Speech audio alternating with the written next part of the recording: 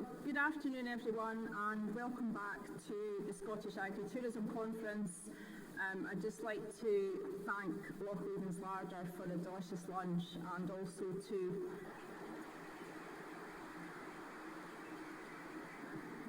Alpha Projects for sponsoring the lunch today and also tomorrow. So thank you very much to both. So as many of you might have noticed, I'm not Sally Williams. Unfortunately, Sally has caught a bug off her children, and she's at home in the Borders, and I know she's watching us, but I did get a message from her at 2 a.m. To say unfortunately she'd taken unwell. So we're really sorry you're not with us today, Sally. Sally is a first-class chair, so I hope I can do a session justice. So this session is about sustaining family businesses, and it's not just about succession. Succession is just one aspect of sustaining a family business, and it's something I've got a real interest and passion in as well, and it's been a cornerstone of the Scottish Enterprise Agritourism Monitor Farm programmes, both the 2014-15 programmes and also the recent 3-year programmes with Drift and Lennox of Lomond. So I think we're going to hear first of all from Sian Bushell, who is the UK's, I would say she's the UK's best family business facilitator, but she's certainly up there with some of the most experienced and very helpful family business facilitators. And then we have Kay Wilson, who is our current monitor farmer from Lennox of Lomond, and Murray McConkie from Mossyard Farm and Three Little Huts in Dumfries and Galloway, who was our monitor farmer in 2014-15. Before I hand over to Sian, who's joining us this afternoon from her home in Pembrokeshire in Wales, I just wanted to say that, family businesses, there's a lot of real huge benefits to working in a family business, but there's also, some challenges, and I think this afternoon's session is about, overcoming those challenges so that it's a productive business, making profit and growing, but also have a happy family at the same time. On the front of succession, I think people think about succession as something that happens when someone dies, but I always think it's good to be happy when you're alive. I think having those family business discussions, whether it's on a regular basis, but using a facilitator at certain times. It might be when the next generation is going to come home, it might be when there's a change in the business, and it hopefully is something that won't happen just when things are difficult. So I'd like to now hand over to Sian, who's hopefully joining us from Wales. I'm hoping if Sian doesn't join us from Wales, I'm not going to be winging Sian's speech for the next 30 minutes, so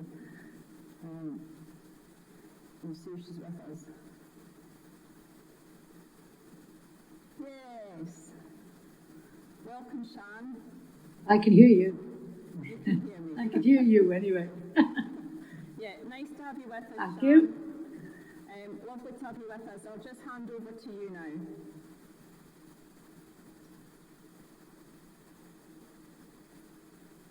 Can you hear us okay? Right, I can't hear anything. Yeah, I can hear you now, yeah. Okay, so I'm just handing over to you now, Sian. All right, okay then, right. Okay, well, greetings from soggy West Wales. Yeah, it's quite strange. I wish I could be there in person, and I must say that standing in front of people on a stage is very different from sitting at my kitchen table. So it's going to be quite a relaxed sort of session with me, because I'm feeling quite relaxed as it is. So yeah, it's lovely to be with you, and thank you very much for inviting me to speak about this, because it's something I'm really passionate about and I really care about. So today, it's going to be a little different from me than I would normally when I speak about succession, because of what your conference is all about. And so what I'm hoping to do is just give you a few tips about things that can help you going forward. So, you know, you're running an intergenerational business, probably. You're diversifying from actual farming as well, but probably carrying on as well. And there are certain challenges that face you.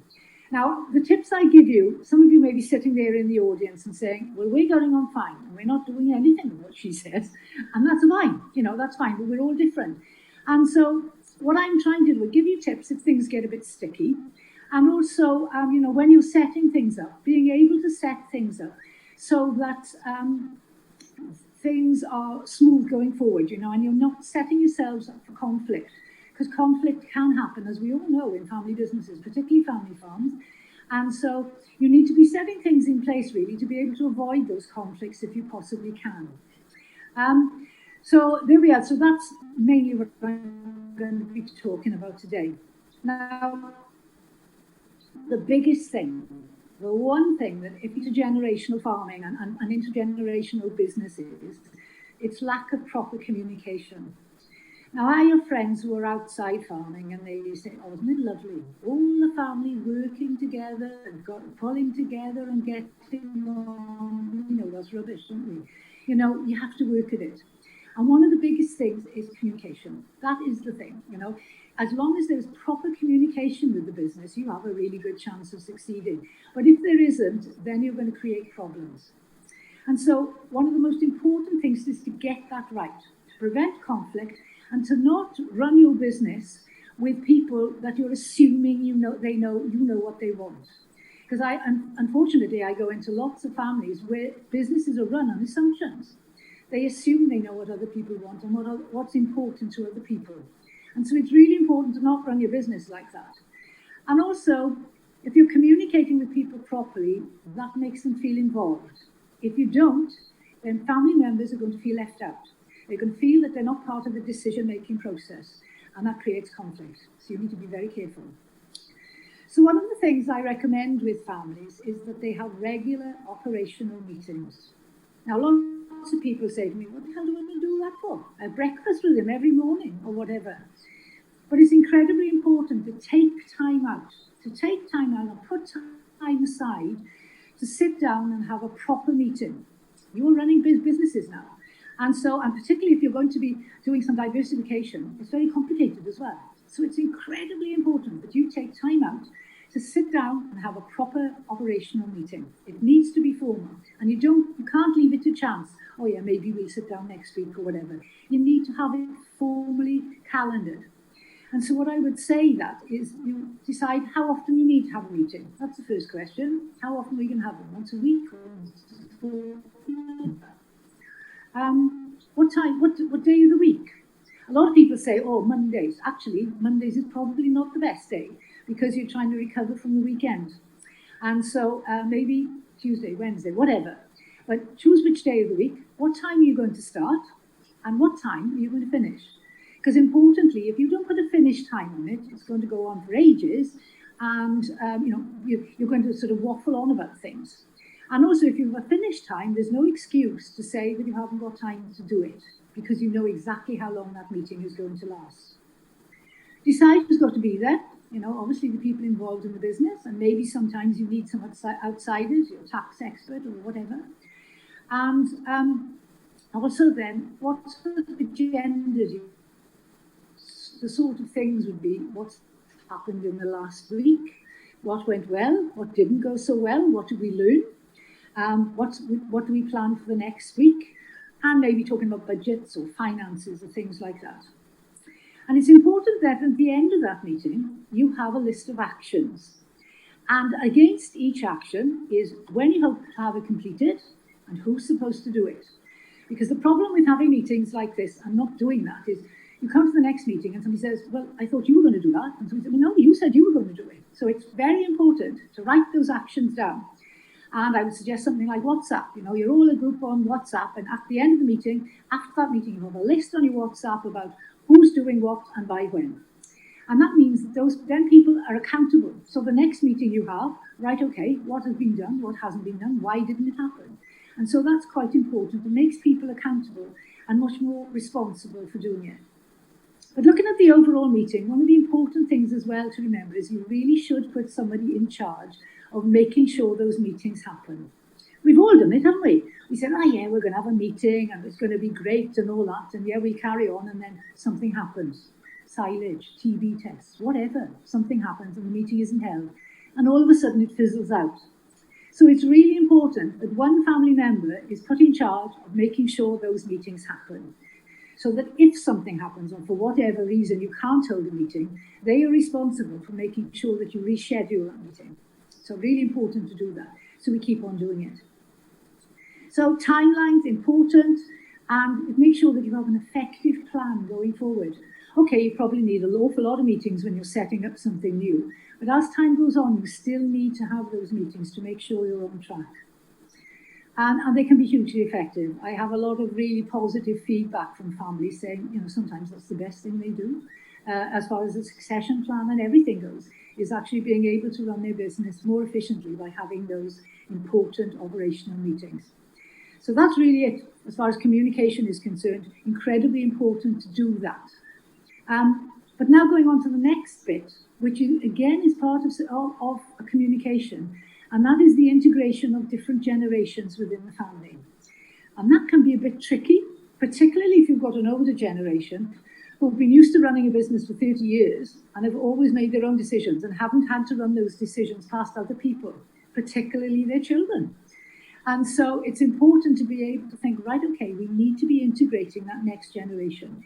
And we need to be including them in the decision-making and the process altogether. That's, again, why you get those operational meetings. But it's important that everyone feels involved.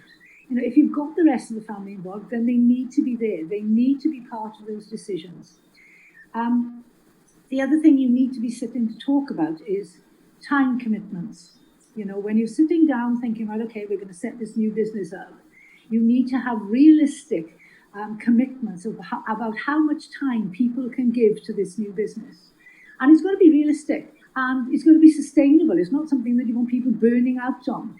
So sitting down and asking people, right, okay, what can you commit? Okay, if the time commitment is going to be different when you're setting up than actually when you're running it, but you need to have an idea of both of those when you get going. So what time can people give to this business that's sustainable going forward? Be realistic about it. And obviously then this discussion becomes then, if you haven't got enough time for people, people are not able to commit enough time, then maybe you need to outsource that. Maybe you need to have staff, that sort of thing. So it's a good idea to start that out right at the beginning so that everybody knows, what needs to be done. So you don't get burnout or you get people getting really crabby and falling out with people and leaving. So the pressure, and make sure that there's no pressure for people to overcommit. That's important as well, because that can create resentment if people feel that they've been pressurized into doing something and then they're missing out on other things in life. Now, this next one is a bit of an odd one that I'm going to talk about, and that is where people live, where the family live. Now, I've been doing this succession facilitation job for nearly 16 years now. And one of the biggest things I've come across, and we all have a bit of a laugh about it, but it's hugely important, and that is making sure people don't live too close together. I've had huge fallouts in families where people are living on each other's laps almost. People say, there's a barn on the farm. We'll convert that and the next generation can live in that. And that sounds great, but it's not so good when people fall out. And also people need privacy. If you're working together, you don't want to be living together either. And so consider that. I'm not saying don't do it, but I'm saying be very careful. If you've got a younger generation coming back into the business, don't live on top of each other. Give people space so that people can get away from it and have some sort of leisure time away from the business. And as I said, I've come across huge problems with that. I've come across divorce because of it, people living too close together. I've come across mental health issues and all sorts of things. Even I remember one family where there were two generations living very close to each other, and they even had to have counselling for their 7-year-old grandson because there was so much quarrelling going on in the farmyard. So we don't want that to happen. So although we may have a bit of a laugh about this, it's really important to make sure that people have privacy. And so if you are living very close together, make sure then that you sort of separate things out and you don't disturb people after certain times and all that sort of stuff. Okay, so that's one of the bit of an off-field thing. The next one then is money. When you're starting out in the beginning, you need to clarify how people are going to be rewarded for their work. And, are they going to be rewarded properly? Are you going to be in partnerships? All those sort of things. And I think, it's very important to talk about to your accountant or tax advisor before you do anything. Before you do anything in life, really, talk to your tax advisor, because I've seen so many people end up paying extra tax just because they did something in the wrong order. So it's really important to talk to your tax advisor. So talking to them about how you set up, how people are rewarded for the business. And it has to be fair. Now, this is quite a difficult one for some people. I dealt with a family in Wales, actually, who've just set up a tourism business. In their case, the father had died. Mum is running the farm. And she's renting some of the farm out now. And they have a son and a daughter there who neither of them are interested in farming. The son lives on the farm and he's doing a PhD in something at the moment. And the daughter lives about 5 miles away and she's got a full-time job. But they decided to set up a tourist business because they were in an ideal location, and they wanted to set something up together. And they had a meeting with me and they started going. And then I had a phone call from the son a few weeks later and he said, I've got a real problem here. He said, I'm feeling put upon because I'm here and I'm helping to develop this tourist business. And my sister's not here. Okay, she's doing the online stuff and the marketing and all that, but she's not putting in as much time as I am, and yet we're equal partners. And so what I said to him was, look, what you do is, which probably is pretty obvious really, is people get paid for their input. People get paid for the time they put in. And it may change over time. But, if somebody's putting in more time and more effort in something, then they should be paid for that. Okay, you may not be able to pay them up front because you may need to have a few years' business before you can pay them back. But keeping a record and saying, okay, so-and-so put in a lot more hours than everybody else, so they should be rewarded for that. Because if they're not, that creates resentment and that creates problems within the family again. And so being able to say that, okay, whatever people put in as time and effort, they get paid for, and then after that is taken out of the profits, then the profits are split how you want them to be. I think that's very important to remember. And it worked very well for that family, by the way. So the other area then we need to be moving on to, quite briefly, is retirement. The older generation, okay, they may be involved in this business at the moment, but what does retirement mean to them? You need to have that conversation. What does retirement mean to them? It may mean that they do less farming and more of the tourist business. That's grand. But you need to have that understanding of what's going to happen. And sorry, I hate to say it, particularly at my age as well, but we're all getting older. And as you get older, maybe your time commitments are going to get less. And you need to clarify that right from the start so that people understand that as time goes on, some people's time commitment to the business is going to get less. And so that needs to be clarified, really talked about and sorted out. Okay, you're happy as you are now. What's it going to be like in 2 years' time? What are you going to be like in 5 years' time? You still want to be involved in this business. So having a realistic plan for how people operate in the new business and how they step back over time is really important. And so, as I say, retirement means different things for different people. So having clarity on that is incredibly important, and it helps the younger generation then, because as they're planning forward, if they need to get in extra staff and things like that, that can be done and planned for beforehand to make sure that they're capable of doing that in the future. So having an open conversation is really important. And okay, so now I come to a few of the boring things. As I said earlier, tax advice, and I'm sure lots of people will tell you that, but for goodness sake, get a good accountant or a good tax advisor before you do anything, and make sure you get their advice beforehand, how you set the business up, how you set anything up, and make sure you have proper partnership agreements and all that sort of stuff. Have all the paperwork in place, and of course all the insurances and all that. I'm not an expert on that, but you need to have them, obviously.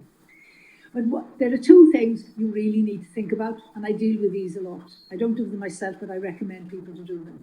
And the first one is wills. Everybody should have a will. There are no excuses. Believe me, I've come across all of them, and none of them are valid. Everybody should have a will.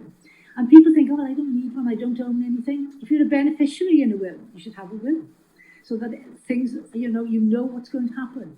And other times people say to me, well, I know what's going to happen because it's going to go to my children or whatever. Not necessarily.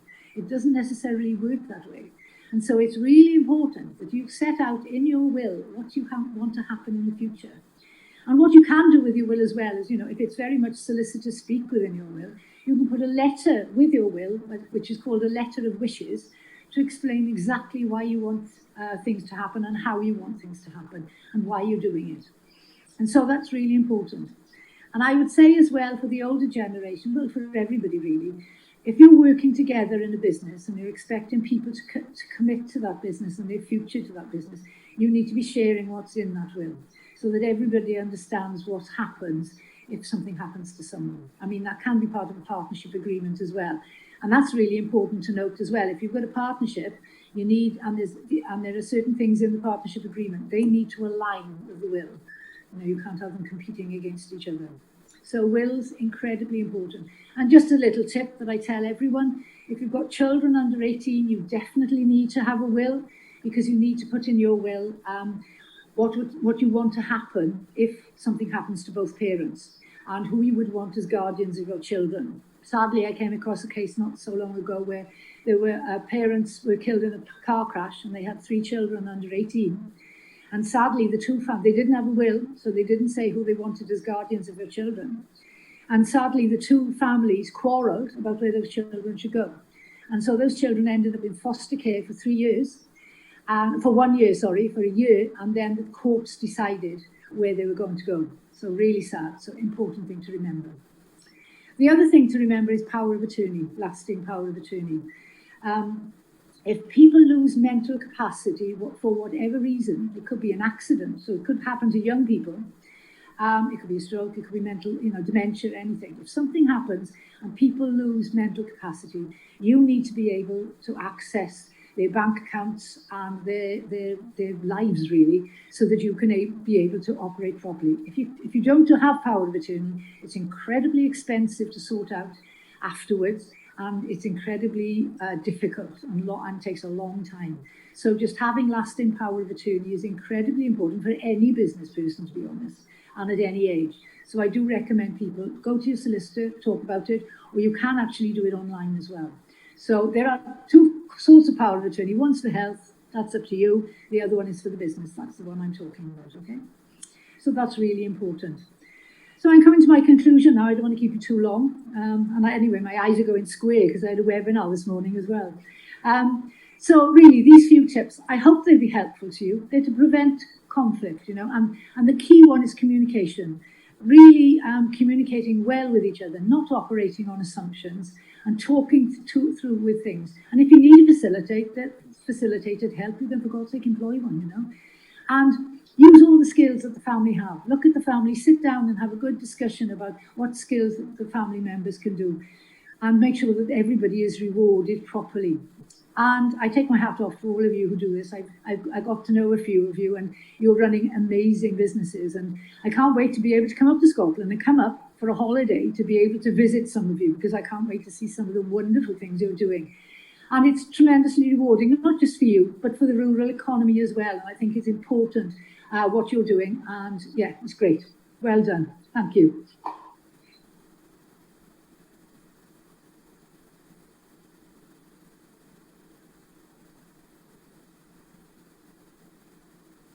Much to Shanduka. Sorry about the sound quality there. I hope you managed to hear what Shan was saying. Sorry, there was a little bit of an echo, but Shan has got some great advice there, so we wanted to bring Shan in. Shan has been working with, as I said, both monitor farm programmes and has really made a difference. So some great words of wisdom, and she shared quite a lot of examples of different families with us over the last few years when she's been working with us. But that thing about living, how close you all live to each other. She said there was a family she was working with in Ireland who the parents had the farmhouse, and then they built 2 houses, one for the son, one for the daughter, and there was one metre between the edge of the house on one side and the edge of the house on the other side. And the way they designed the houses was you could actually hold hands through the windows of the houses. That is actually how close they were. So, needless to say, she was involved because they fell out. And she said, if you can actually see your relations washing, you're living too close. So that's a good tip as well. So our next speaker this afternoon is Kay Lennox. Kay is the current Agritourism Monitor Farm. Kay and her family, Bobby and Anne, her parents, and Doogie, her husband, and they're all here today. And it's been a real pleasure getting to know the Lennox family over the last 3 years. They live just outside the village of Luss, just up in the hills overlooking Loch Lomond at Sheemore and Shantram Farms. And Kay's warned me not to tell her too much about her in the speech introduction, otherwise she won't have anything to say, she says. But they're a really proactive family, and I've been really struck by the positive relationship that they have with each other.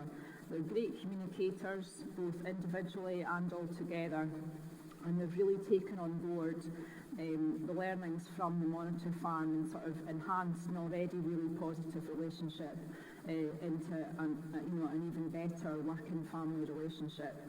So Kay and Doogie have 2 lovely children, and when Kay is not working on the farm or working in the agritourism business, they love water sports, and the family are all really into water sports.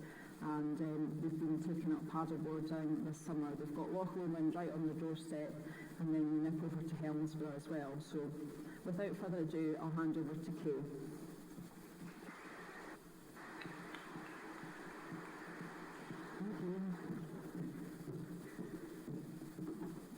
Well, hello everybody, and thank you for having me to speak today, and for your kind introduction, and not stealing as much of my punchline as I thought you would, so that's good. So I'll be talking to you about our agritourism businesses, talking about our family situation, and about our experiences with succession planning to secure our future. So a brief intro, I'm Kay Wilson. I did get married, Caroline. I'm married, and I'm one of the team here at Lennox of Lomond, and I work with my husband Doogie, my parents Bobby and Anne, and we live obviously with our 2 children, Blue and Ace, on the farms. We all work together in agritourism and our farm businesses, and as mentioned, I think a few things to do that we are part of the Agritourism Monitor Farm programme on the west side. You may have seen me before if you've come along to our online agritourism regional events we've hosted in the last year, as I'm the destination leader for our Gillingham Butte, and I'm really looking forward to getting out and about in that area and visiting all the wonderful offerings of agritourism that we have. And if there's anybody here today from our Gillingham Butte, please come and say hi, and even if you're online, find us on social media or get through to Scottish Agritourism and get in touch. I'd love to chat. Technology works, that's great. A brief history, although ours is a long one. So we are tenant farmers on the west side of Loch Lomond, and our family began farming in the 1750s, and we introduced the first flock of sheep to the area, and our sheep today are the direct descendants of the original sheep to the farm, and I am now the 11th generation to continue farming, and the first female on the lease. We are a hill sheep farm, and we have cattle, and we're just over 2,000 feet, 4,000 acres, with 1,100 black-faced sheep and 25 suckler cows. There are 2 farms, Shantram and Sheemore, and from that picture you can see Sheemore is kind of Shantram is in the forefront there on the left, and up behind that is Sheemore. So as you see, I cannot see Mum and Dad's washing. We are close at times, but we're far enough away as well. And as mentioned there, we are next year will be celebrating 50 years of agritourism, and it's also worth mentioning at this point that for us, that we need to be able to run our farm, we need our agritourism business. But to run our agritourism business, we need to run our farm. So I'm sure that's the same for many people out there. So we launched our brand Lennox of Lomond in May 2020, which allowed us to put all of our agritourism ventures under one name, which is much better for the consumer because now they can find us on one website and on one social media page rather than searching through all the different sites. And as you can imagine, it's an absolute game changer for me because I was managing all of the social media, all the marketing and all the planning for that. So this has made my life a lot easier. So what do we offer on the farm? We currently run farm tours. Throughout the year we have lambing experience, we have day in the life of the farmer, dry stone dyking workshops, travel trade, sheepdog demonstration and sheep shearing.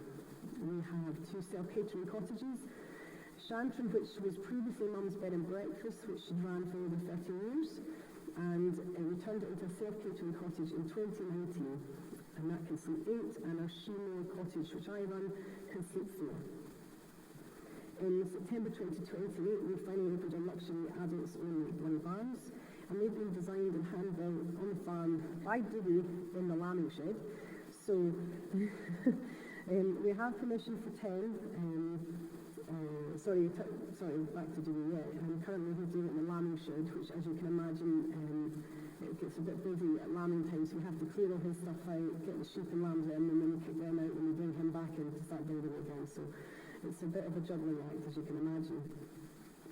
We have 2 barns operating at the moment, and we have a 3rd barn almost complete, and we will be adding another 2 barns they're getting built, in the lambing shed at the moment. So we have permission for 10 on our site, but I think we've decided we're going to have a lower number, maybe 7 or 8, because we'd much rather than have more space on the site than being too close together. We had planned the 3rd one on the site that we put in February this year, but we were working on the exterior and the interior.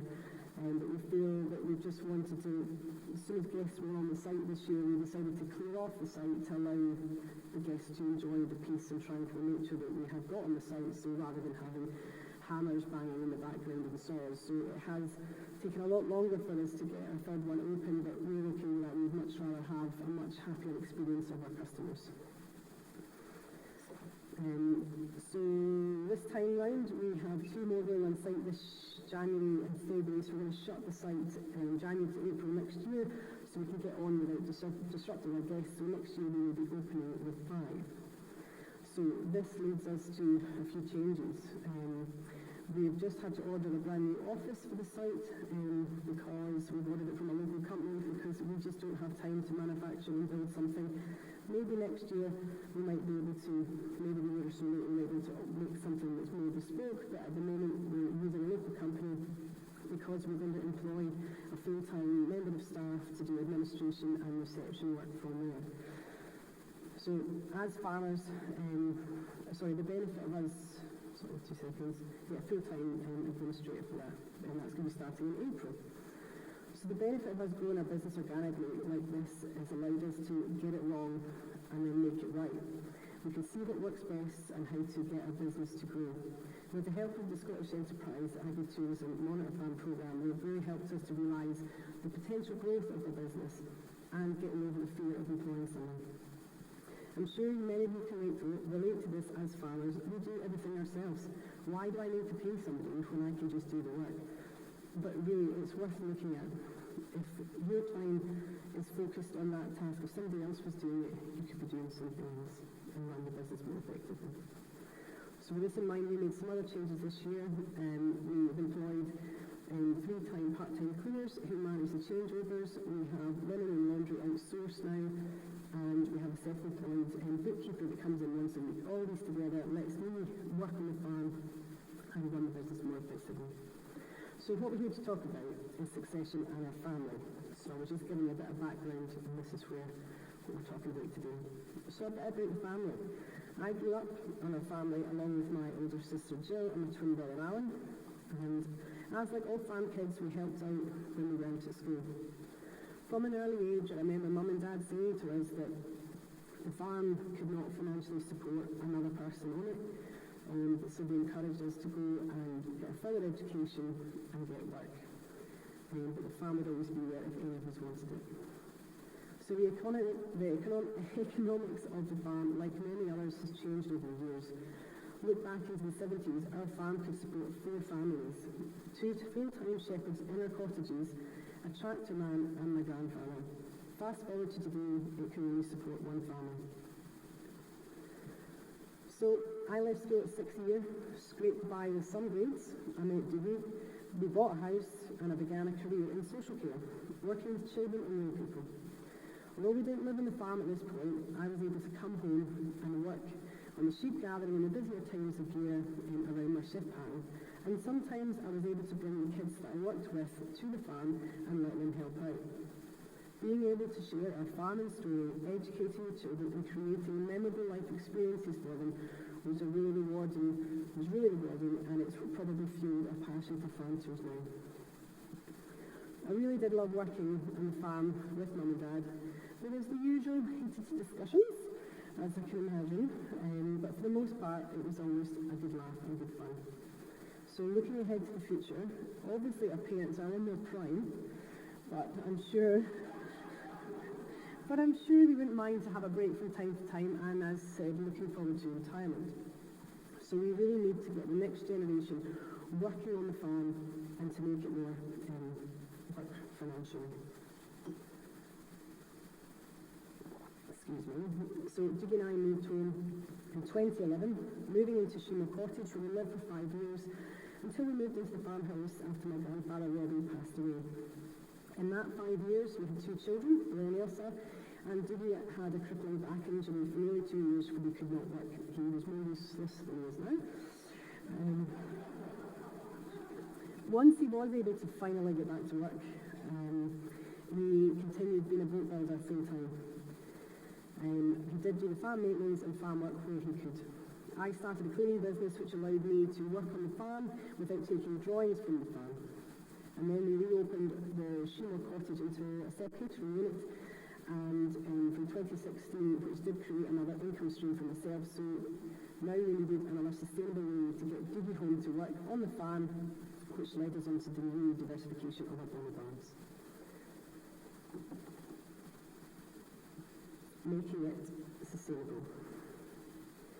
We had lots of discussions with our parents over the years about what we'd like to do with the diversification, and together came up with the best design, location, and we made a start and a plan. There were a few big hurdles to get over: gaining permission from our landlords, national park planning permission, financing the plan, and of course, business security. All big players, but the biggest one for us was our business security. What happens to our business if something happened to Mum and Dad? We didn't have a succession plan in place, and we had never even had those big discussions together as a family.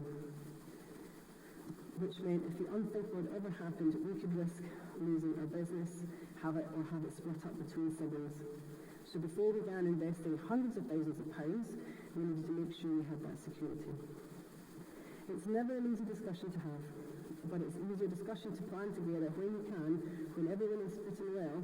Having no succession plan at all will create all sorts of issues for the family and businesses when that time occurs. So as part of the Scottish Enterprise Agritourism Monitor Farm programme, it's such a mouthful that, isn't it? But we find the way it's short now.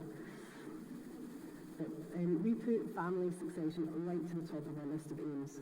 We had no idea where to start, but we had seen previous monitor farmers over there go through this process and knew this is what we needed. So we were incredibly grateful that the programme assisted in arranging a consultation for our family to meet with Shan. So my brother, sisters, Judy and I all met together at this meeting. We met at a neutral venue, which actually made sense not to have it in any of the family homes because then we all had an equal playing field. I was a little nervous because as much as we thought we all knew what each other was thinking, and that we had all great relationships with one another, we've never had this type of discussion about the farm and what each of us wanted to see happen. So my biggest fear going into it was, once it's out there, and what happens if we couldn't agree? So Shan facilitated the meeting and was very relaxed. She made us all feel at ease. She explained how the discussion would go, and she directed who was to speak and took notes. We each had a safe space to say what we wanted without interruption, and it gave us all a voice.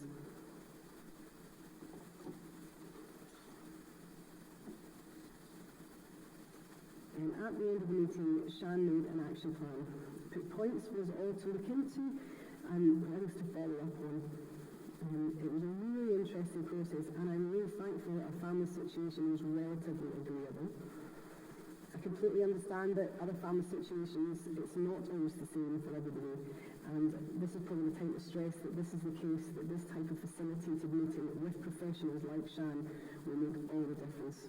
And it's better to plan ahead rather than to be forced into decisions that doesn't suit anyone. One of the points of action from our meeting was for my brother and sister to be kept in the loop about what's happening at the farm. So we made some small changes, like having regular farm meetings that we could attend, and that everybody then received a minute. If anyone knew my mother before, she was a secretary at Young Farmers and secretary for the police and whatever else, so her minutes are outstanding. And they come through within that night. She'll have it written by 2 o'clock in the morning and sent to you. So if you don't get your action points done, she'll change you quite quickly as well.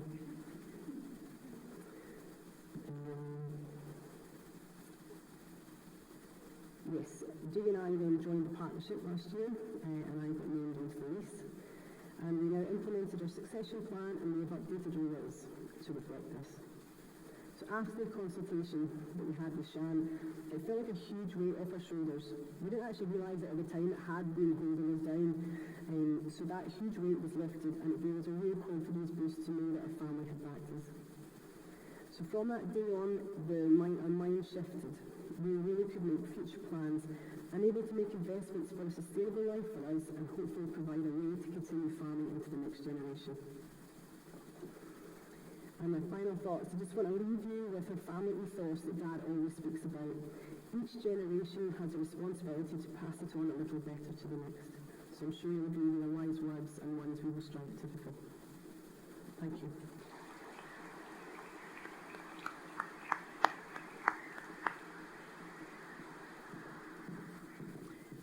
Thank you very much, Kay.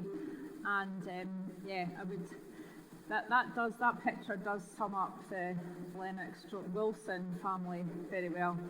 Doogie gets very upset if I forget to sort of reiterate that he has married Kay and her name's now Wilson. So I hope you note that, Doogie. Okay, so thank you very much, Kay. Now I'd like to introduce Murray McConkie from Dumfries and Galloway. Murray's family were the 2014-15 Agritourism monitor farmers, and another great family who were assisted by Shan as part of the monitor farm programme, and another family which, all get on well with each other, but all had maybe different aims and ambitions about how to grow their respective parts of the business. And young family coming on, each Murray and his brother Duncan and John, all with children, and staying in the most beautiful location next to the sea down near Newton Stewart. But we understood very quickly at the start of the monitor farm programme that succession and what the future was going to hold and the structure of the business would be critical to deal with. So I think we actually brought Shannon within the first 3 months of the programme, and everything that sort of the family have managed to achieve since then has been down to their great entrepreneur spirit, their absolute skill in driving the businesses forward, but hopefully the monitor farm programme helped with just getting that structure in place. So without further ado, I'll hand over to Murray.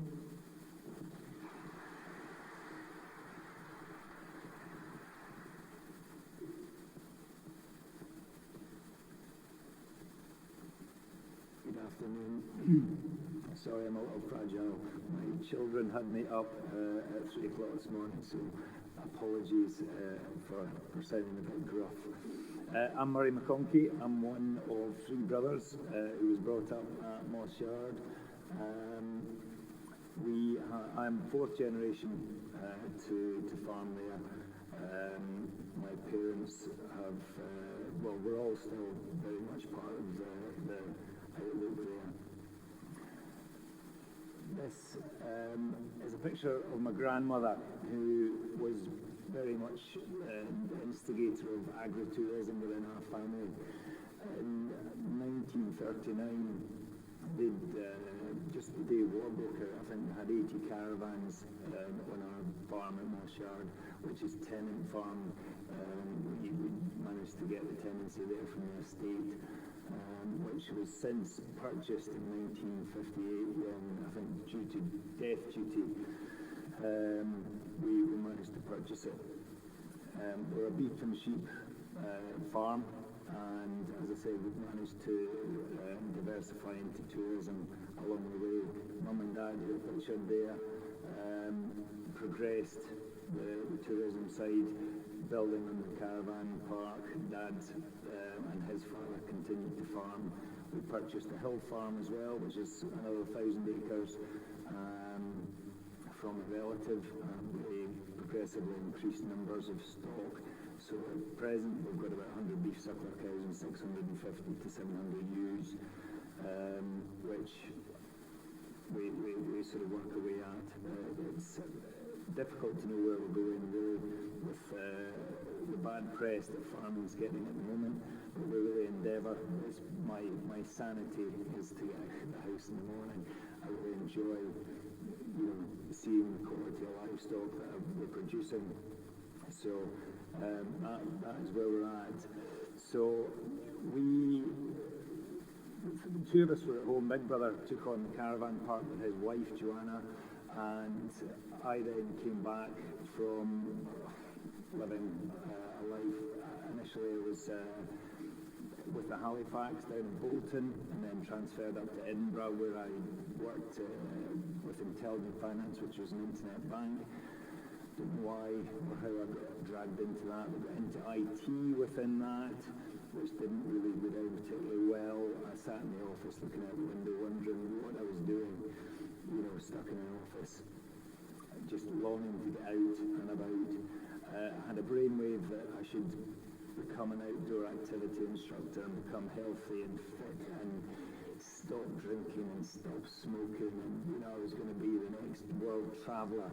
So off I went up to the north of Scotland and lived up in Cape Wrath for 6 months, and did that, working for the Ridgway family up there.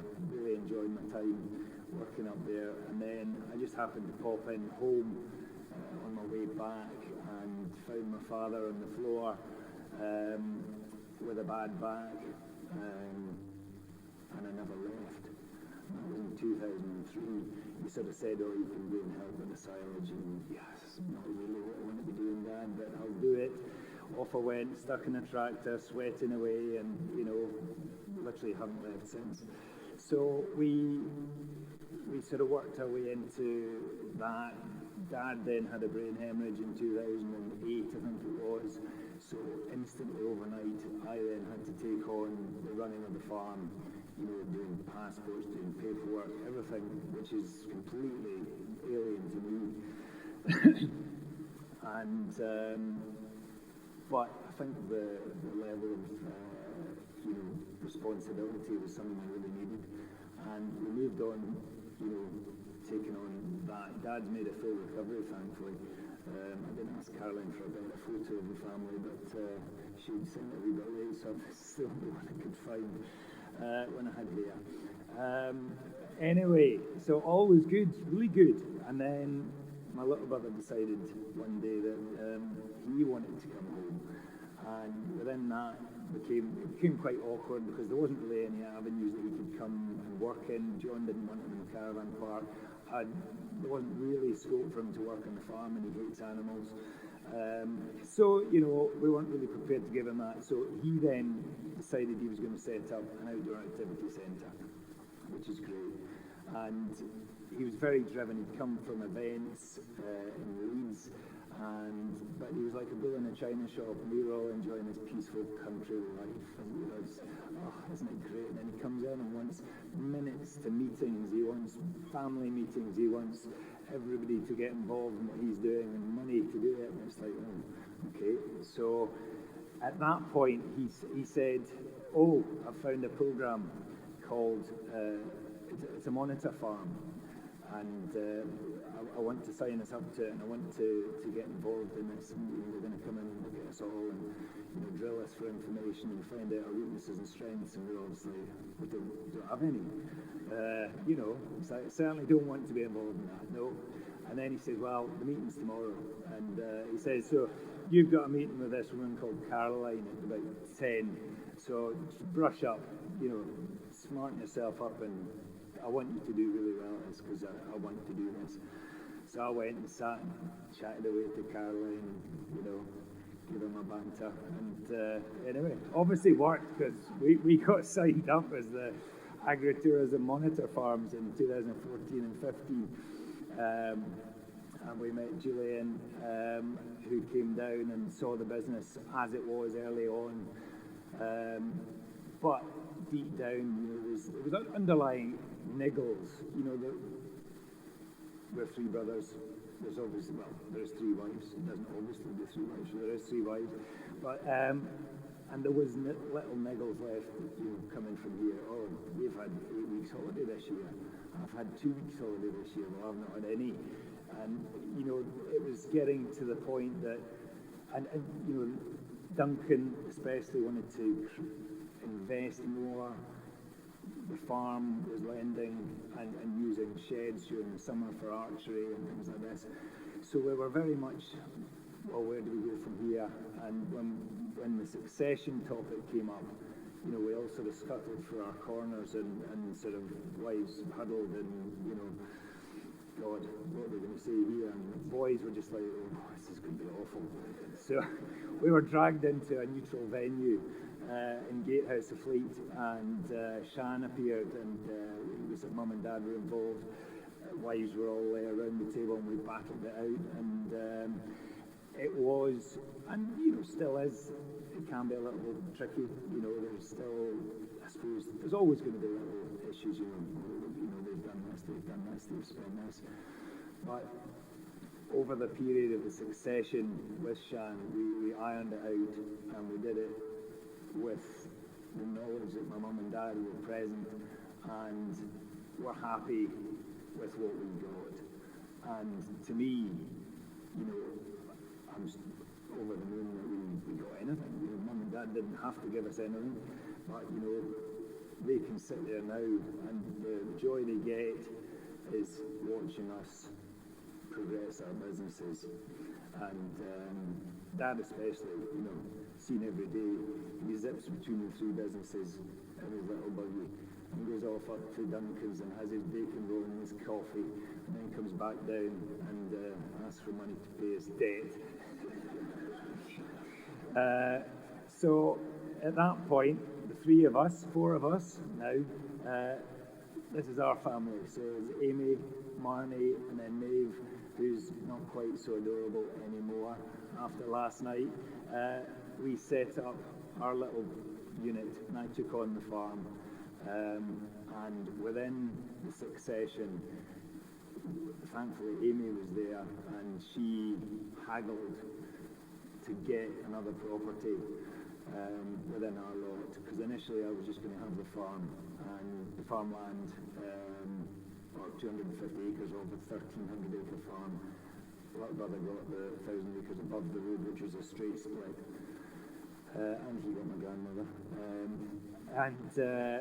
We then took on the farm and got all the livestock, which is great, and Mum and Dad were happy with it.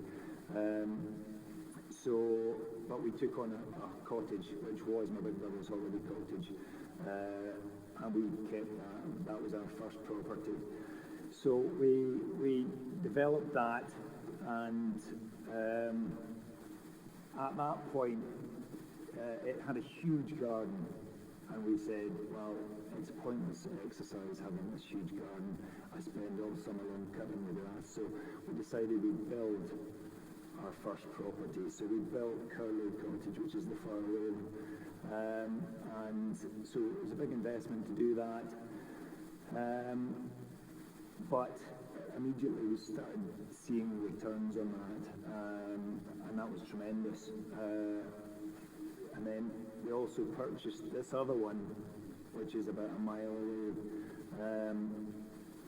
And so we suddenly had a little portfolio, realising that our tourism industry was by far more beneficial than agriculture. However, agriculture was beneficial, well, to one, my sanity, but also to protecting the land going forward and making sure that we have something, an asset which I'm not prepared to give up. At that point, when we started having our family, Amy, I think, Amy was stuck at home. She'd given up. She was a nanny away in Edinburgh, and I think she was stuck and just realised that she needed to do something for herself. She had no income really. We were living off my income, and being a tight farmer didn't pay herself very much, so it didn't really leave us very much. So she took the bull by the horns and set up Moshard Farm Pottery.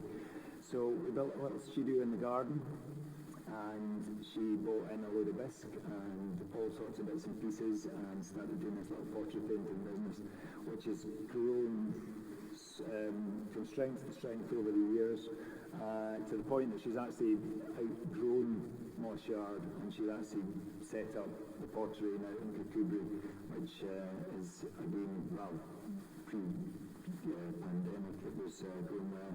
It's building up a head of steam now again, but she's actually toying the idea of selling it because we're trying to focus on what we do at Moshard. She's too busy running from A to B to C to D to do all of these things. So, but it's been a great sanity and an income for her as well over the years.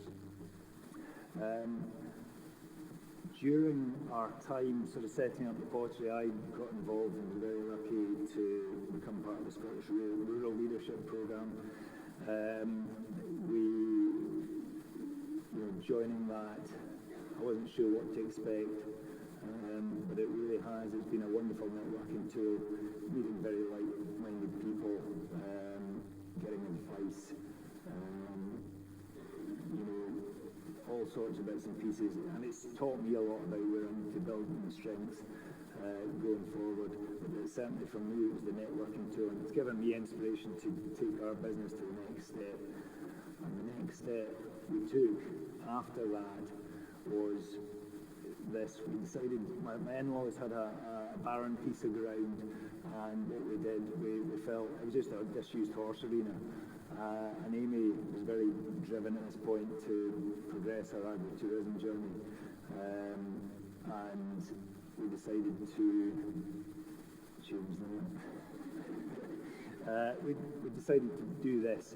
Now, we applied for leader funding. I was another lucky one to be accepted into the leader funding, and we got £45,000 towards our development. I have to say it nearly broke me though. The application, I thought, was probably the easiest part, although it was pretty darn tough to get in, to get the money, but the claiming the money just about finished me off.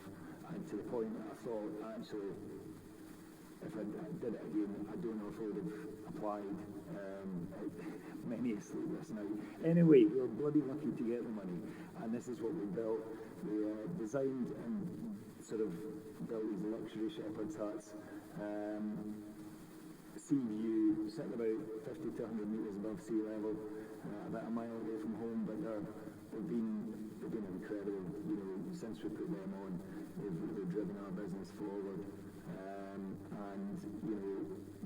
with that we're taking again, we're looking at the next step, how to secure our agricultural business going forward. Then again, we signed, during the pandemic, the Scottish Agritourism programme. It's been wonderful, it really has, because as soon as the pandemic started, we had a voice, we had people to talk to. We went in the first call with Carolyn and the other people that joined in, and everybody was in the same boat, and it's given us security, it's given us the support and the drive to go forward again. It's given me information about other people's businesses. We chat about, we've got a problem, go on the forum and ask. There's so many like-minded businesses out there, but it's also given, not just what we're doing, but it's given us something to think about going forward. And we're just glad to be part of it, and we look forward to putting Scottish agritourism on the global map. But I would like to say, if it hadn't been for Caroline and her drive and determination, when we first met her in 2014, I don't think our business would have gone through succession as smoothly. And Shan did do it, she was wonderful, although I did think that she never quite mentioned the point about living so far apart, because I can definitely see my mum's washing, I can see my big brother's washing, I can definitely see my little brother's washing, so we're in real trouble. But Caroline has been wonderful, and without her, Nana's really here, so I'd like to say thank you.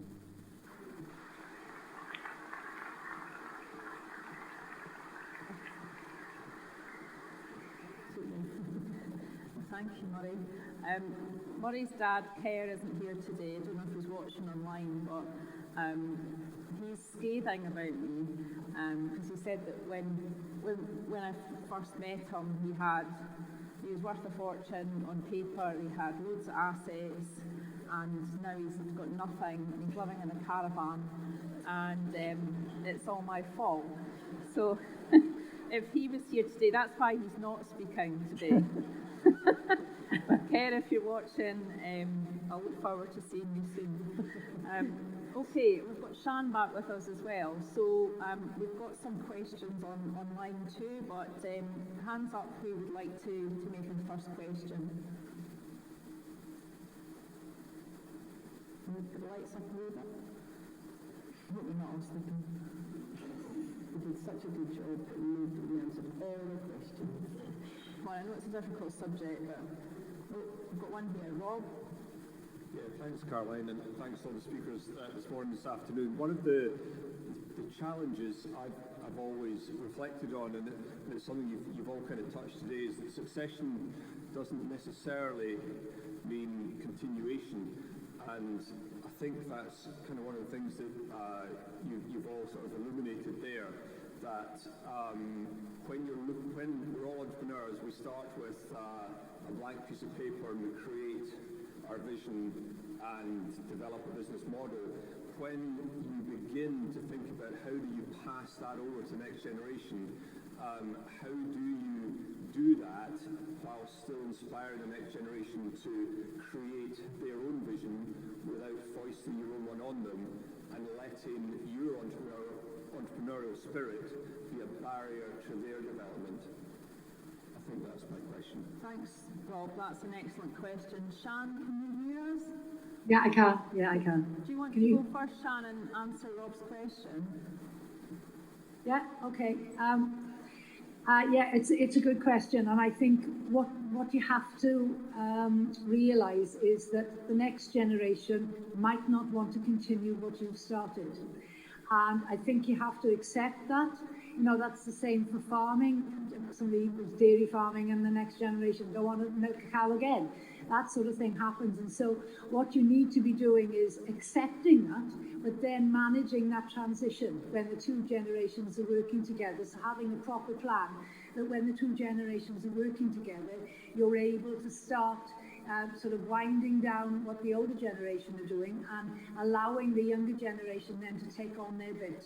Because the worst thing I see is the older generation saying, no, you either do it my way or the highway sort of thing. And that's not great. And sadly I go into businesses where, you know, dad and mum are in their 70s or 80s and the next generation are not allowed to do what they want to do. And that's tragic, you know. Thanks, Shan.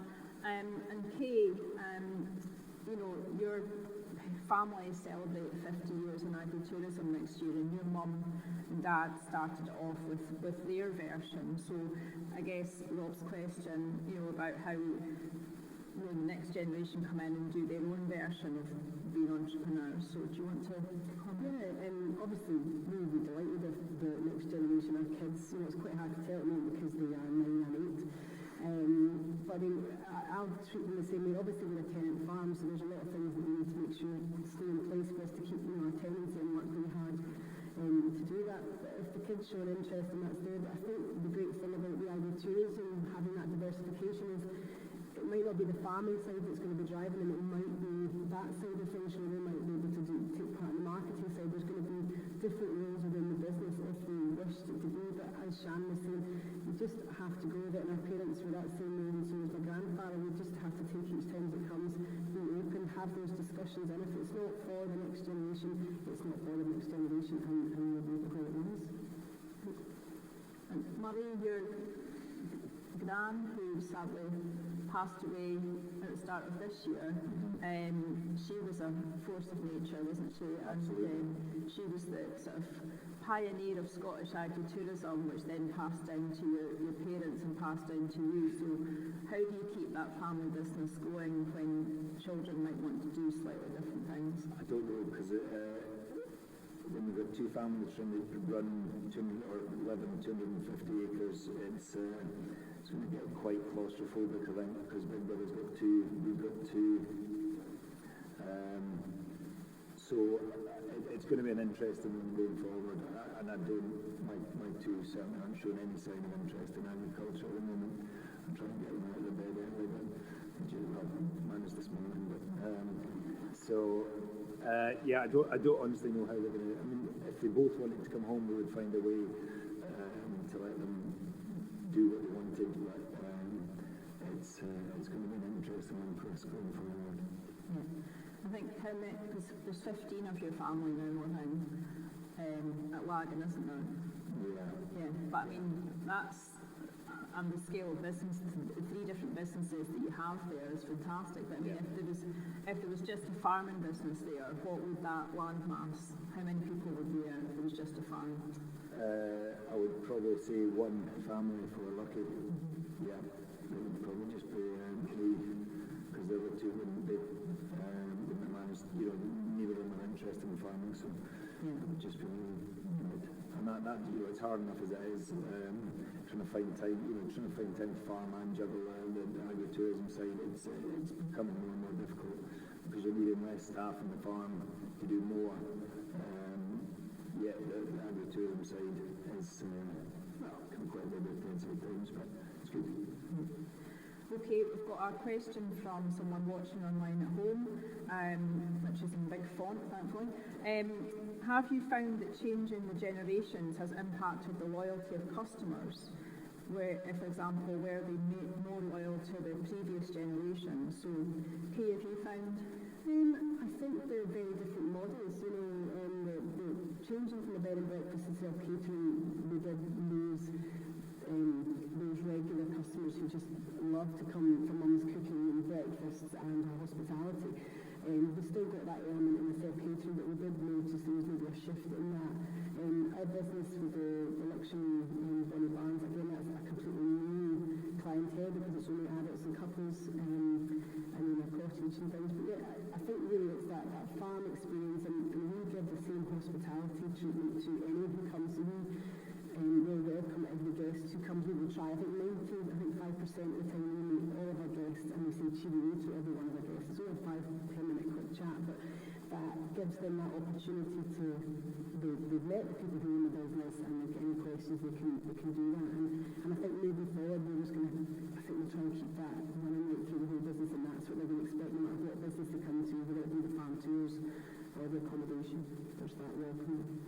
Yeah, I definitely think your business is one of the, I'm not just saying this because you're sitting here, but it's one of the best, is one of the best examples of like farm hospitality, that warm welcome, and that is obviously a genetic trait in your family because, you know, anybody that's been welcomed with Anne and then forced to eat a 3-course meal at lunchtime and a 3-course meal at tea time, but you know, that kind of real farm hospitality, and you've got that as well, and I think that has definitely passed down the generations. So that's what's passed down, isn't it? Murray, have you found that as a loyal customers that are still families that are still coming to stay at Moss Yard that have been coming for years that haven't been put off by the next generation? Yeah. No, I think that's probably why they still come back, just to have their daily banter with my father. No, there is still we've still got a hardcore families that have been coming for 50 plus years. There has been a change over the years. I think the level of loyalty probably has fluctuated a bit. But in our business going forward, we do have our regular customers that come to the holiday cottages especially. We've got repeat customers that come to the huts. But, you know, because it's a short, the huts especially, because they're a short stay market, you're getting a much higher turnover of people, so you're not getting to know them as much as we used to in the caravan park. We used to get to know, you know, lifelong friends. But, you know, there is still that, I think, you know.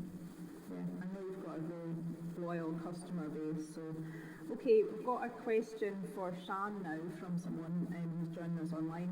Shan, when is the right time to start the succession process? Tomorrow.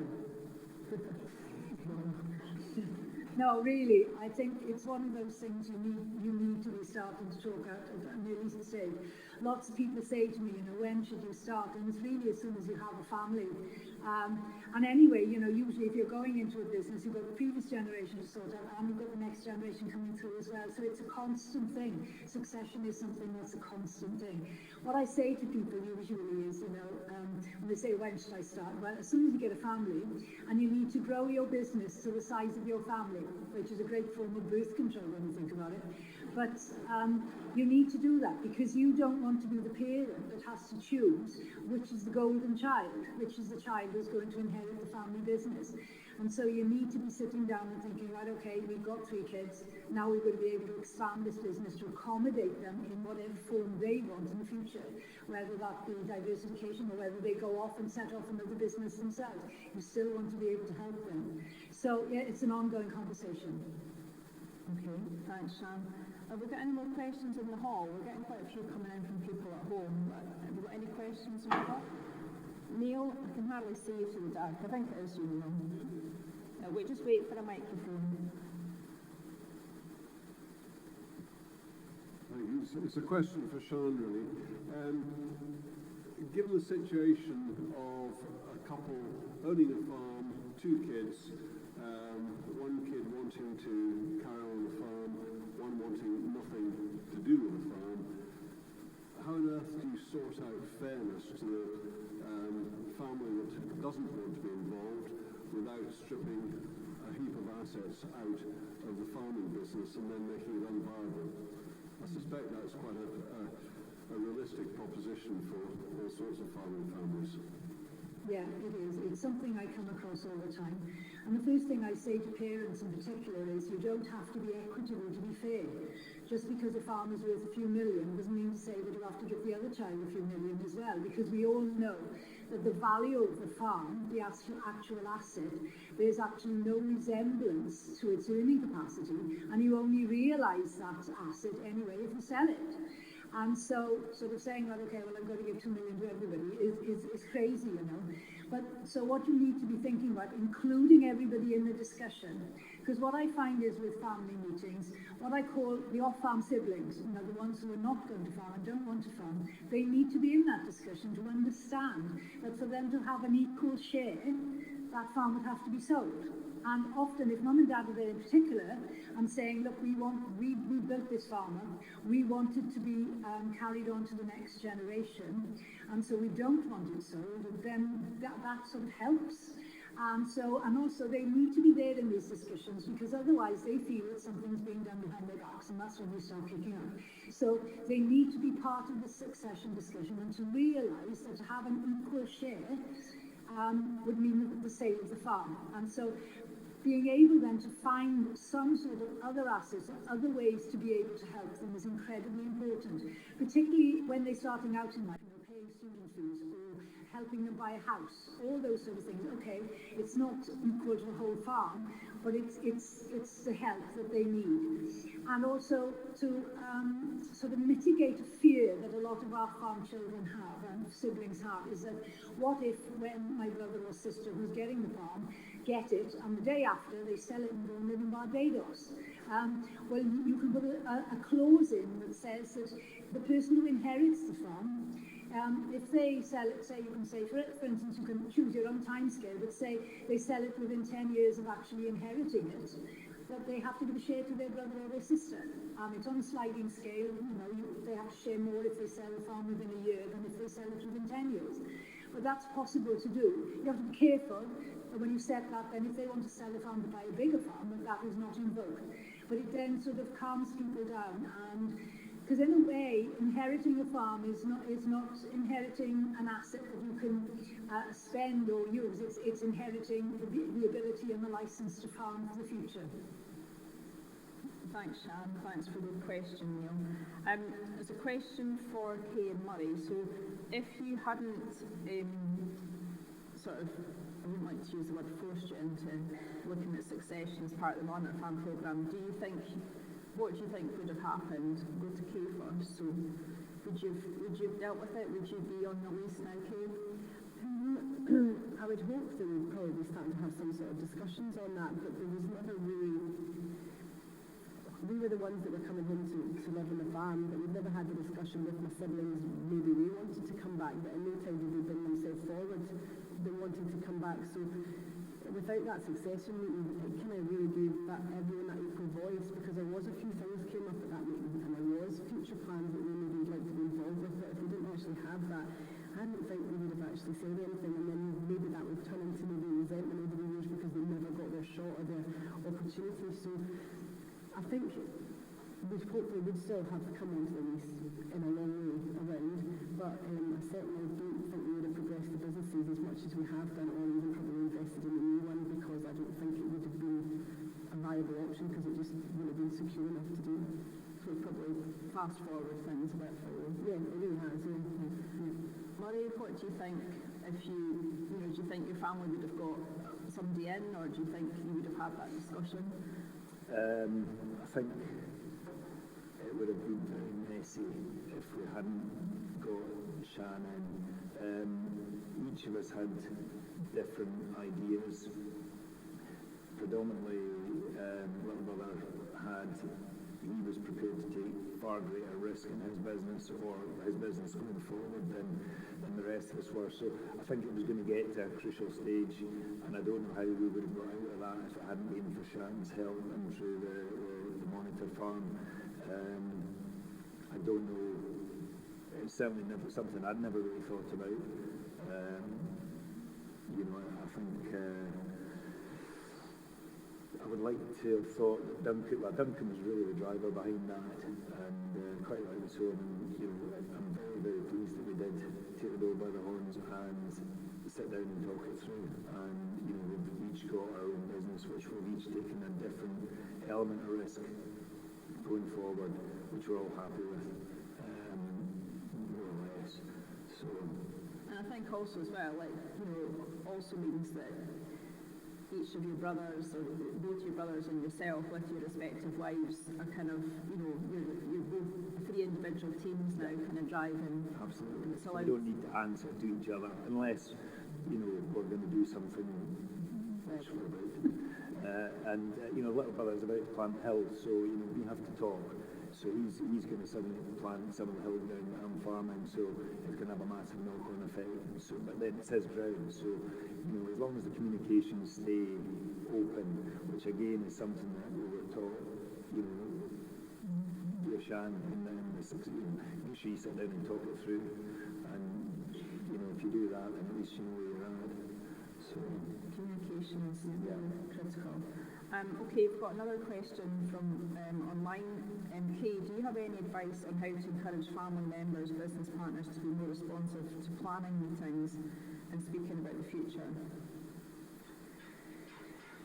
I think we just have to try and as Shan says, is put in these regular meetings, giving folk that opportunity to put their voice forward, and if they maybe don't come to those meetings and don't put themselves forward, it's giving it quite a clear line that they're maybe not as interested or wanting to be as involved.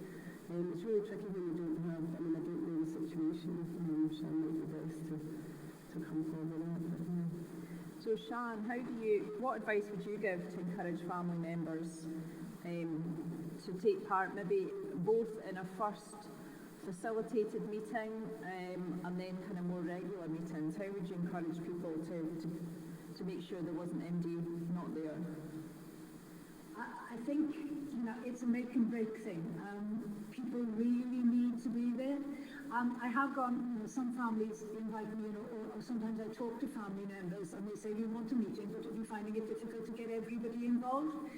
And sometimes we just say, well, right, okay, we're going to hold the meeting and this is what we're going to talk about. And usually they turn up because they realise it's so relevant to them.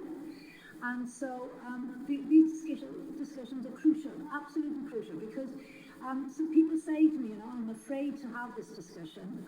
It's going to open a whole can of worms. People are going to fall out. And I say to people, if you're not having this discussion, then I can guarantee there are people in your family who are feeling insecure, and there are people in the family who are feeling frustrated because they are not able to fulfill their ambitions because it's not being talked about enough. So it's absolutely crucial to be able to have success. Otherwise, you're almost setting yourselves up to fail before you start if you don't have open discussions. And Murray, when we had that initial meeting with Sian, was everybody raring to go, or was it a hard sell? I don't think everyone, I think it was one of those, we dreaded that meeting. Everyone that went in, I didn't, I'm not great to standing up for myself. There's more powerful characters in the family that, with Mum, my mum's a mediator. She would sit and just, listen to everybody, and so I think that was a great help as well. But just having the ability, we all sat in a room one by one, wrote down what we wanted out of the meeting, and then everyone came back in and we put it all on the table. And being able to do that, having a clear picture of what you want yourself. Now, obviously, there's going to be a great disagreements in our family. It was, I think, John, my brother, was, they didn't want to give up the holiday cottage, which was their business, understandably. But, we were lucky enough to stand our ground and take that on and develop that. But, we do work on side by side quite well just now. Oh, there's a caveat there. Watch the space. Okay, is there any more questions from the audience? Anyone else got a question from the audience? Sorry, I can't see who you are in the dark, so I'll just wait for a microphone and just maybe tell us who it is. Oh, it's David Scott. Yeah, thank you. I was very impressed when we first met Sian at one of the Monarch Farm meetings. I thought this is someone who can really help our business move forward. And I expressed some interest at the time and was hoping that we would perhaps go to see Sian up in Scotland again. So I'm just asking, is there another opportunity? Is she coming up here? Can we arrange a possible number of us to get together with her? Sian, would you like to come back to Scotland? I'd love to come back to Scotland. I can't wait, actually.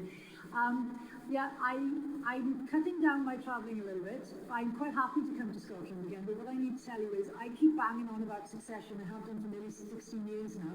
So I've had to sort out my own succession. And so I'm training other people. So what you may not know is that Caroline herself came to my training course back in July. And so she is now able to facilitate meetings herself. And I have every confidence in her. I'm extremely proud, and I'm very happy to count as a friend of Caroline's, and she has a tremendous ability. So I have every confidence that she will be able to do as well. So there's a choice of me coming up again, but Caroline can do it too. Okay, well, thank you very much for the update. It's all right, David, we'll get her back up. I'll not put you through that.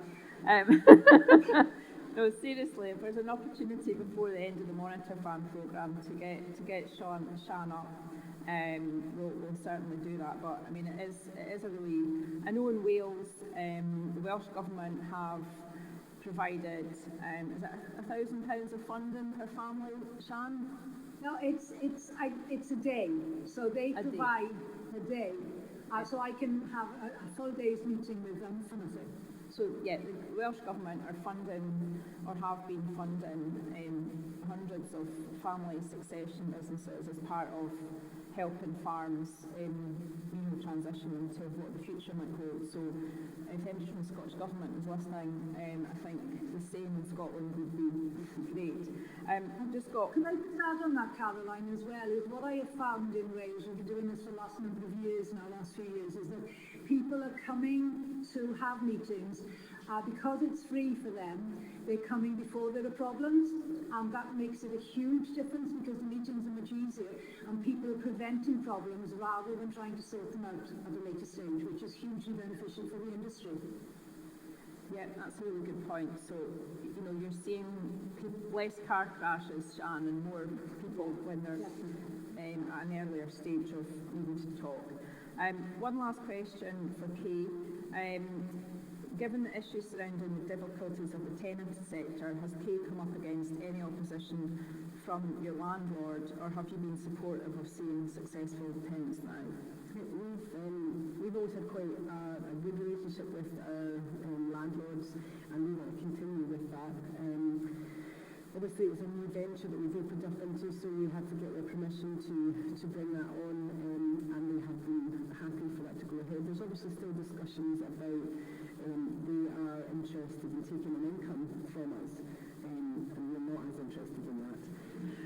So we have been happy to work forward to a solution that works best for everybody. As I say, there's a lot of businesses, our business benefits their business. They've got a hotel nearby, which I send a lot of my guests to.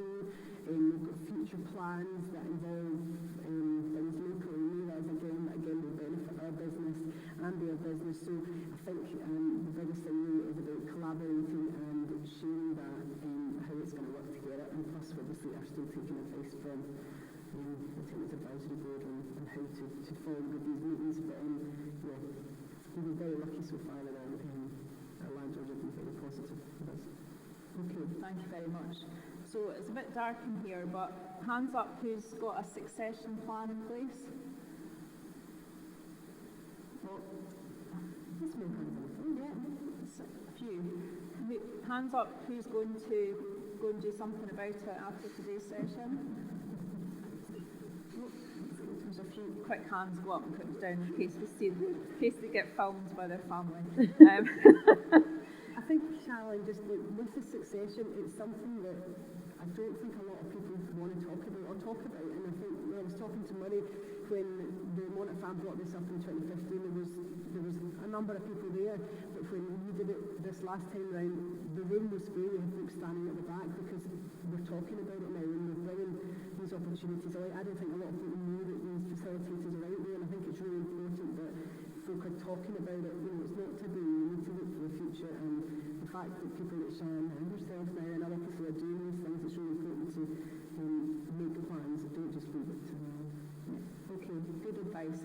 Okay, thank you very much to our speakers for this session, Shan Bushell, Kay Wilson and Murray McConkie. Before we break for tea and some amazing home baking from Drift, thank you very much, Joe and Stuart. So do please go and enjoy the home baking. We'll be back in here at 4 o'clock for our final session of the day, and immediately after that session there'll be a drinks reception here in the concert hall from 5:30 to 7, and that is kindly sponsored by the Gin Bothy, by Ogilvy Distillery and by Summerhouse Drinks. So if you hadn't planned to be at the drinks reception, you want to stay and have a drink with us after, if you're not coming to the dinner, you're very welcome to stay on and have a drink at 5:30. We're certainly feeding and drinking you well, I hope. But now it's time for tea and coffee, and we'll see you back here at 4 o'clock. Thank you. I've got this thing sticking out my head. I'm like, it is good.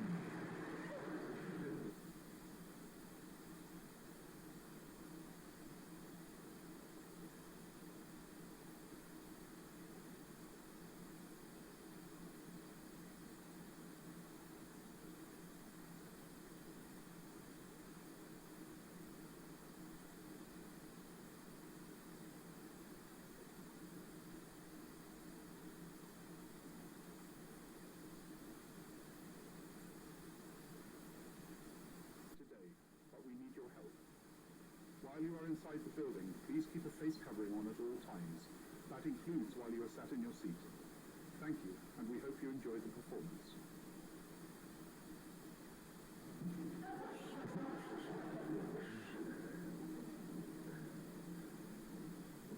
I'm expecting the lights to go down, but maybe I shouldn't. So, it's great to be here, and thanks for coming back after that lovely cake from Drift. So this afternoon my job is to chair the session on creating rural jobs. And we've got Joe Nicholl, Kim Cameron and Anna Mitchell here to speak to us.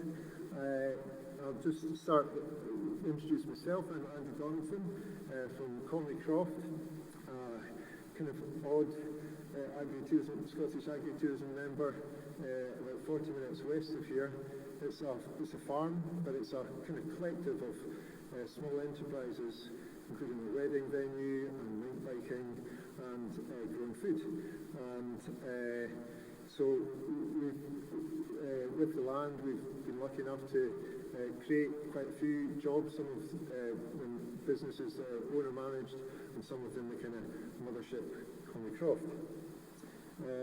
My journey into Scottish agritourism has really been through the Rural Leadership Programme, which I think there's many alumni here as well, which has just been a fantastic way into this kind of community, and it's great to be here and learning from each other and all the different avenues that Scottish agritourism has and their details.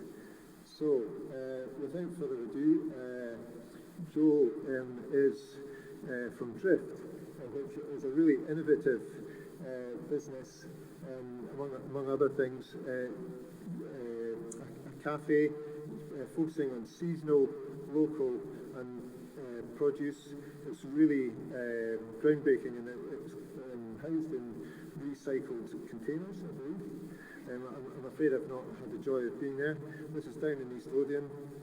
Joe is currently one of the monitor farmers, and I believe is married to Stuart and has some children as well, which I'm sure she'll tell us about. So, over to you, Joe.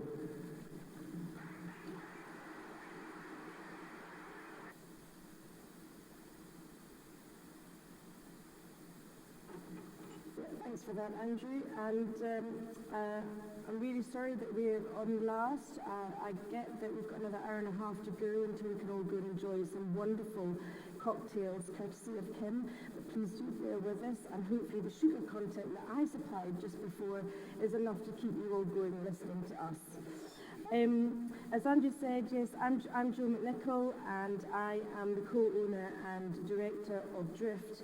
I can't quite leave it there though, and this is very reflective of a conversation I had with Caroline towards the end of lockdown 1, when she phoned up and she was asking how everything was going, and the day abandonment carried on. Yeah, everything at Drift is going really well. We've got some new staff going on, we've got our trailer going, or we're about to get our trailer going. And I ran through a whole list of things that we were doing really well, and then she said, that's really great, Drift is obviously going places, and it's great to hear that coming out of lockdown you're feeling nice and confident, but how's head of maintenance and Garda's getting on? To which I replied, well, he's doing really well actually. He said, referring to, of course, my husband Stuart. He's doing really well, he's getting all the groundworks laid out, and so here he is. Oh, that's not the right slide. It's not on here. Here it is. Here he is, head of maintenance and gardens himself. And I'm sorry for the small script. That wasn't intentional. As I passed my slides over to Caroline, I suddenly realised, and I was printing them off, and I thought, oh help! I've reduced them to this tiny font, and I'm in this massive font on the left, which is not reflective at all of how we are. But it is a team effort. And that actually will form quite a bit, obviously, of my talk going forwards today as I go on about our whole rural employment, shall I say. So I I'm not just a co-director of Drift. We actually started with an events business of which I became a sole trader of. Stuart had planned years in advance that he would like to hold weddings on our farm and literally get marquees in. And his original plan was actually for people to come in and take over the whole event in the area themselves and crack on. And then the first event we did back in 2012, my in-laws actually had to wear ear defenders because the bass music was so loud and kept going till 6 o'clock in the morning that they were slightly put out by this. And so the following year, I created Castleton Events as a sole trader. I'm also an agritourism destination leader, along with a few other of my colleagues that earlier on today. And I am also a newly appointed Scottish Food and Drink Ambassador for East Lothian. Stuart manages the farm side of things. That's what I generally tell most customers as they come into Drift. And he does co-direct and own Drift also. And he also is very handy maintenance-wise and tends to help out with all the events. But where are we? So, we're based on Castleton Farm, which is just outside North Berwick, on a 430-acre farm, growing arable crops. We grow barley for malting, we grow winter wheat for vodka and gin, and we also grow some beans, and we're part of the agro-environmental scheme. We recognised the need for diversification, and actually our journey didn't just start with the events, it started way beyond that. We wanted to create something within the food and drink industry and have been for quite some time. And so Drift was actually our fourth attempt at a business. One of the things that we recognised was the need for the location to be right, and all of our other ideas had been very much situated on the farm itself. My in-laws didn't like this idea at all. They didn't think anything would work. They were very, very, very down about it. But as I discovered on the Rural Leadership Programme, I am a fiery red character, which means that when I get an idea, I like to go from A to B and not stop until I get there. And so that is exactly how Drift came about. I did slightly think Stuart was a bit mad with the whole shipping container idea. I thought we needed to go to a darkened room for a wee while on that one, but actually it turned out to be a really, really good idea, and that's where he is really good, is coming up with creative ideas, and then I take them on, and we worked very much together to pull Drift together. So the pictures are quite small here, but hopefully you can get an idea. The shipping containers themselves, we've got 6 of them, and we recently expanded into 2 more to expand our kitchen. We perched them on the edge of the cliff, looking out to the vast rock. We've got stunning views there to Tintagel Castle and all the way over to our 5 neighbours. The whole idea with Drift, just to give you a little bit of background on it, was that we would start with coffee and cake. Again, some of our earlier ideas had focused around a farm shop, until we realised that all our crops went for making booze, and that would mean we were dealing with more of an off-licence than we were a farm shop. So I have a large interest in baking. Sad to say, I didn't bake the biscuits for today. These were baked by a very, very, very fabulous employee who I really do want to retain, called Alex. But I did have an enjoyment of baking, and so we thought, let's keep it small, let's keep it simple, keep our covers down to about 40, and just go ahead with coffee and cake, and that's what we did.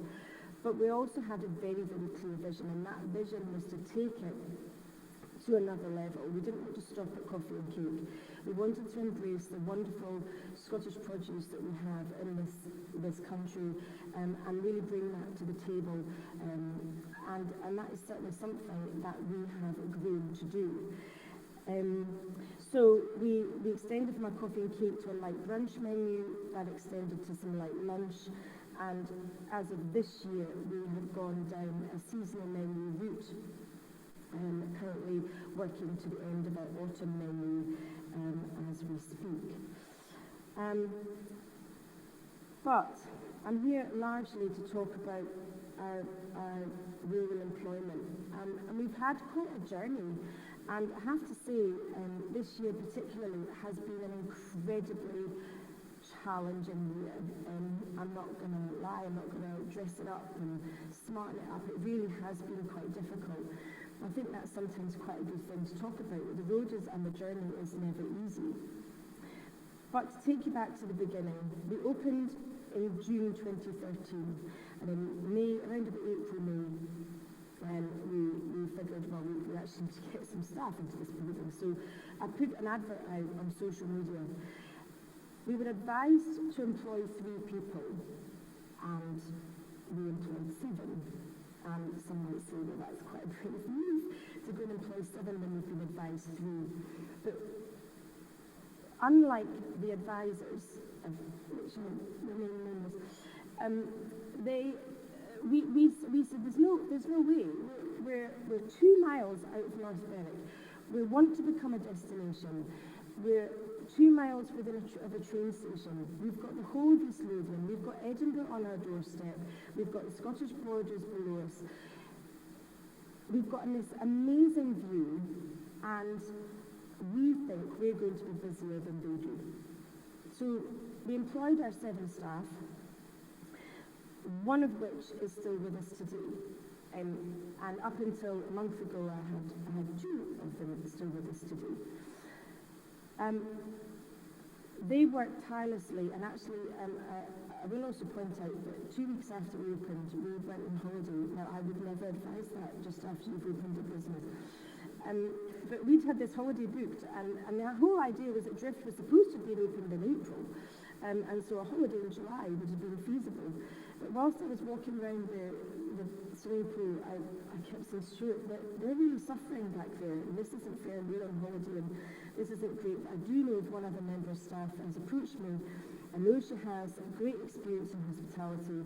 I'm going to give her a phone. So whilst I was walking around the swimming pool, I employed an 8th member of staff, who at the time had just not long given birth to her 2nd child and really just wanted a part-time job. And so she came on board working a great shift in 11 till 3, which helped cover lunchtime periods, it helped cover breaks. It worked out really, really well. As we got busier and busier and busier, there was a need to employ more and more people. And actually, what happened over that 2019-2020 period was that we ended up with an awful lot of part-time employees. Most of those were made up, I would say, of weekend holiday members of staff, with our 6 full-time staff that could work throughout the week. And this kind of worked for us, but there was a thing inside my head that said, you know what, I would actually much prefer it if I had, and this is where I keep going to the I, and there is the whole we thing, where we have a more permanent staff grouping that allows us to be a little bit more consistent in our approach with customers.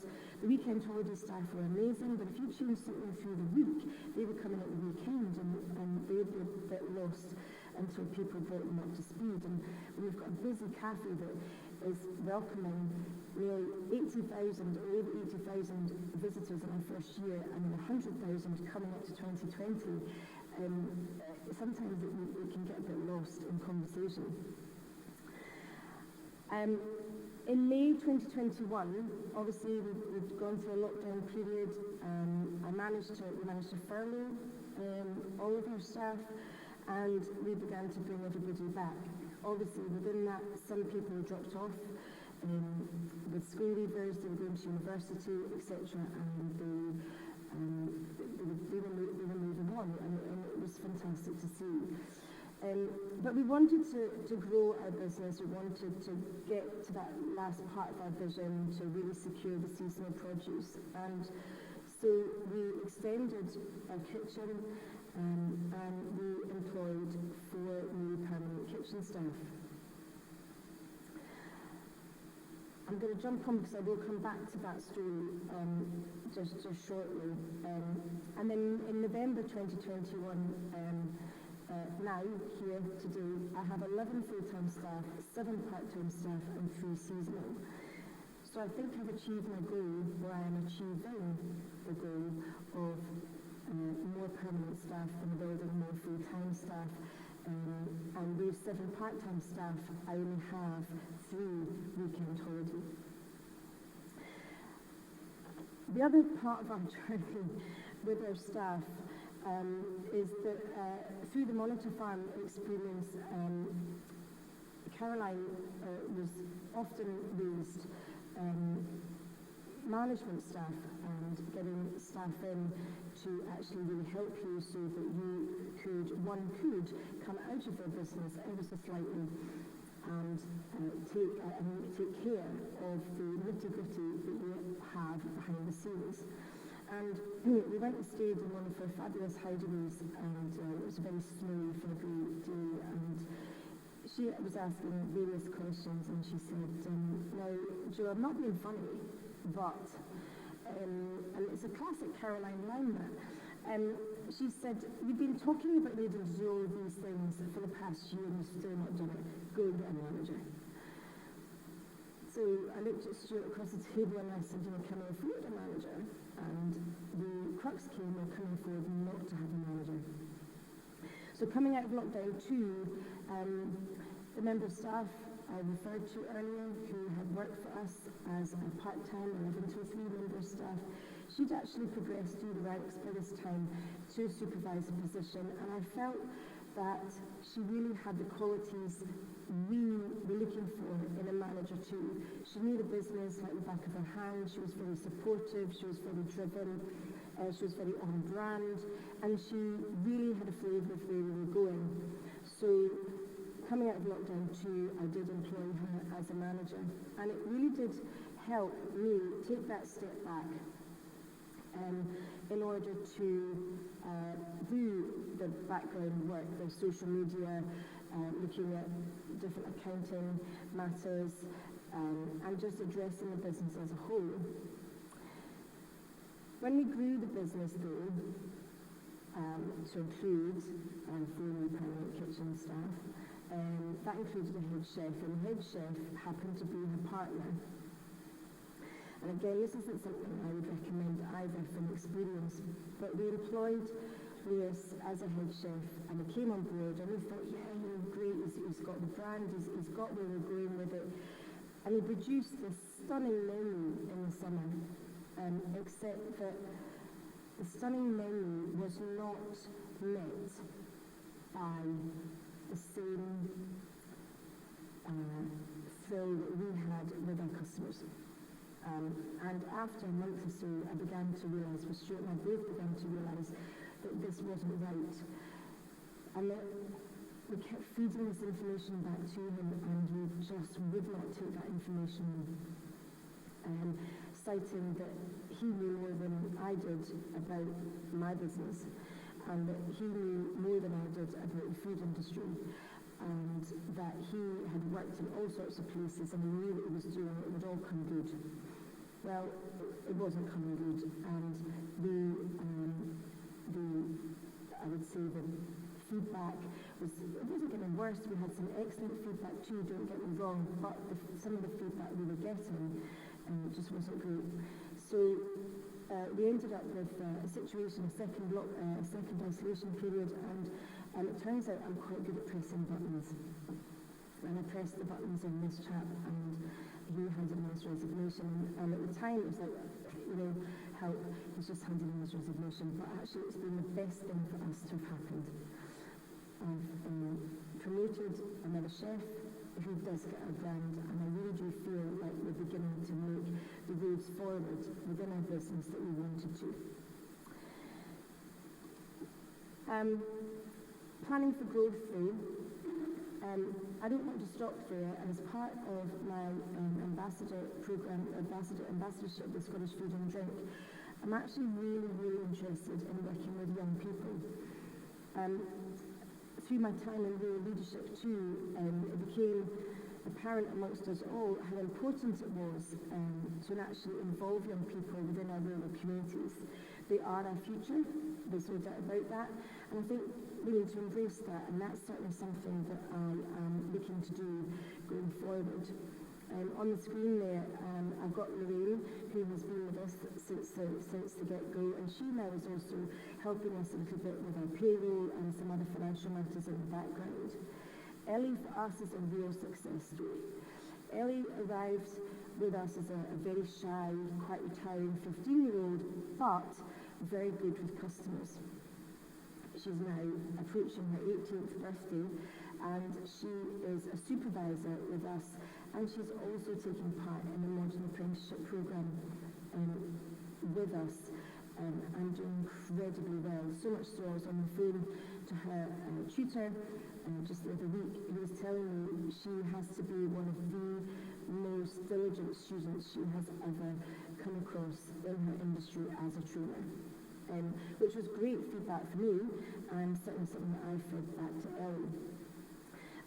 She would quite like to go travelling in the next wee while, but I would very much like to see if I can offer some form of position that she could come back to if she wanted it.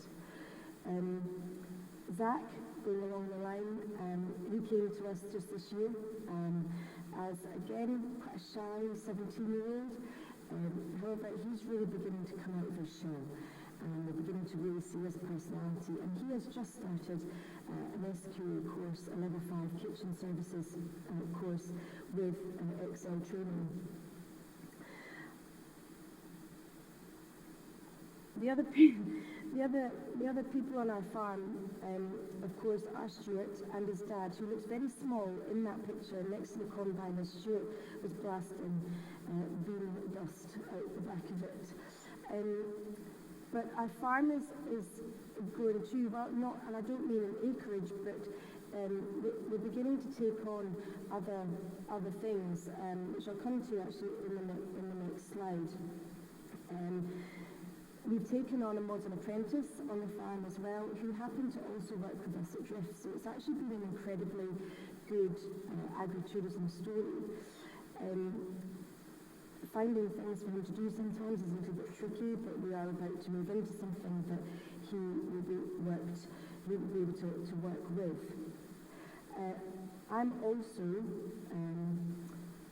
about to start some work with our local high school, and I think if we're talking about Jack, Ellie, Zach, getting these young people to stay in our rural areas, working with local high schools is one way that we can do that. I'm hoping through the Ambassador Programme that I can also, and we can't go into schools yet, which is rather frustrating, but get into schools and get speaking to young people about hospitality, because I know that through conversations with Emma Niven, who's here today, that hospitality is quite often seen as one of those professions that is down the list. You know, we go into that as a last resort, and actually it really shouldn't be that. If we've discovered anything in the last 3 years, hospitality is a tough game, but we've got some great young people out there, and we really need to embrace them and get them in, and that's why I'm really, really keen on continuing my work with supplying courses for them in order to be able to up their skills, their knowledge, their general all-round development. And yes, they might fly the nest from us, but hopefully we keep them within that rural setting.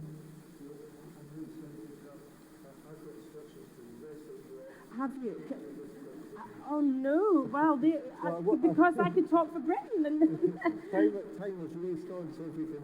I'm going to wrap it up. There we go. So, where are we going with Drift and agritourism? We're going to consolidate this year. We're going to plant those trees that we want to form an orchard. And we'd also very much like to continue plans to develop an event space. And what my last message that I have to then leave you with is basically that planning support for growth in agritourism with planning systems is something we definitely need. We've all got buildings that we might want to develop, and if we can get the support from our planning systems from the Scottish Government to to allow us to grow in agritourism, keep those young people employed, keep us employed, keep rural people employed, then that would be superb. Thank you very much.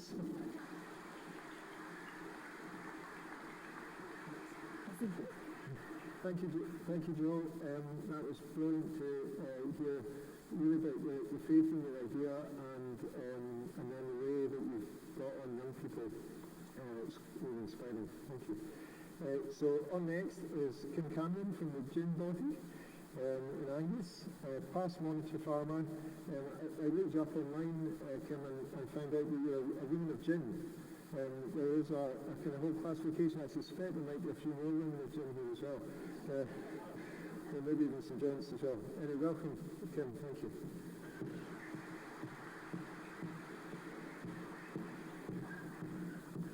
Well, I've never quite been called a woman of gin, but maybe that's one of my only accolades. My name's Kim Cameron, and for those of you who I haven't met before, hello. I'm the owner and founder of the Gin Bothy.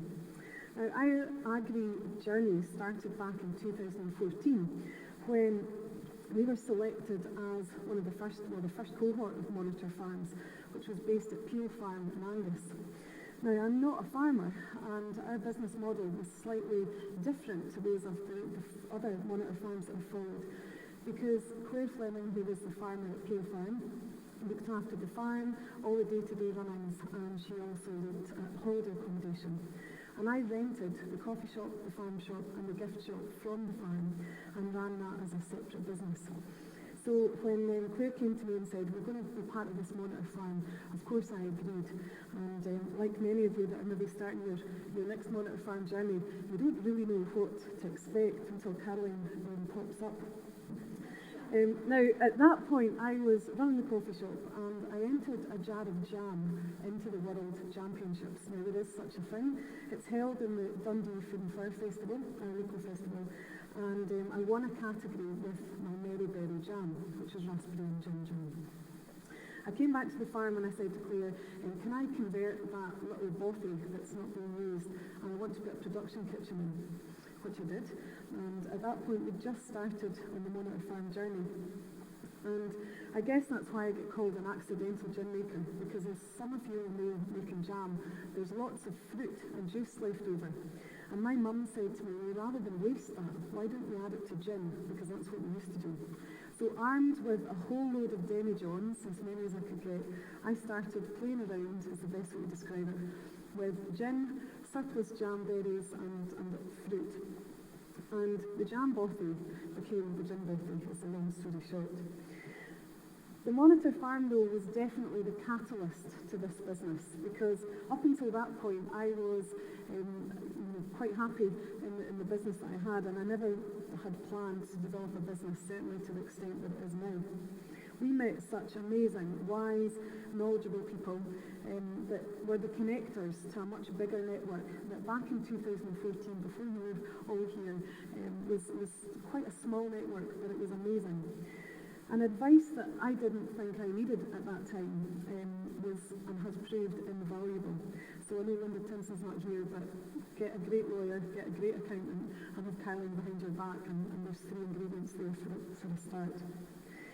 We met a rural network of ambassadors, lawyers, accountants, Scottish enterprise, entrepreneurs, people that I wouldn't have had exposure to living in rural Angus.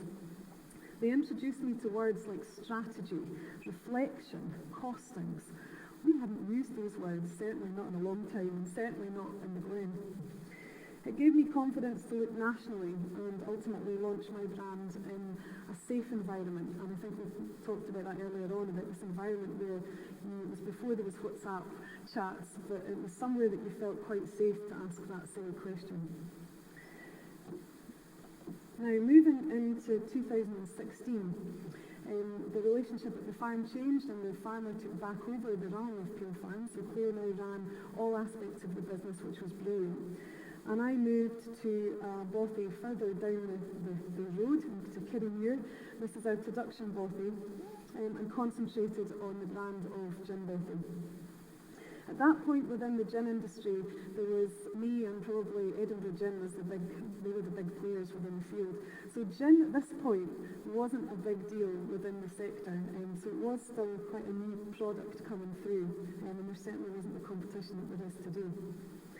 We're now the most award-winning great taste spirit producers in Scotland, with 3-star awards on our Gunshot and our new rum bothy, and with an additional 8 other Stag gins. Who would have thought that from a wee bothy in the Glen? I won Scottish Edge in 2017, and that was the first financial investment that the business had, other than me remortgaging my house and putting everything I had into bottles. This was a great boost for my confidence and also for the brand's exposure. We started working then with Scottish Enterprise on growth workshops and looking at the what next, what happens after our journey had begun.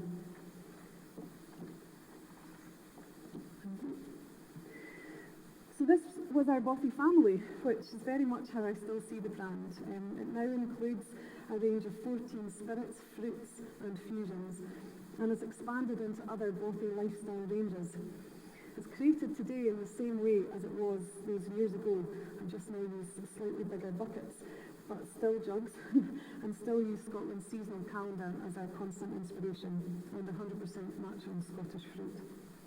Our business support teams that have been involved in our growth, whether it be branding, logistics, production support, subcontracted product manufacturing, which we now do with our jam, are also local. So in turn, our growth has benefited them.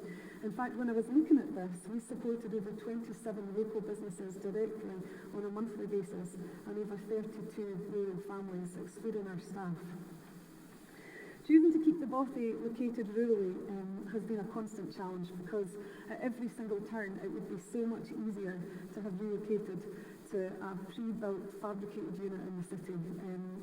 But we've stayed true to what we are all about and supported the circular economy around us, which has definitely probably hampered my growth slightly, because we just haven't always had the infrastructure we needed to grow at the scale we were growing initially. The business today looks slightly different, so I've restructured as I've grown, and we established bothy trading on the back of, again, really good legal advice, because there's a little bit more to us than just gin.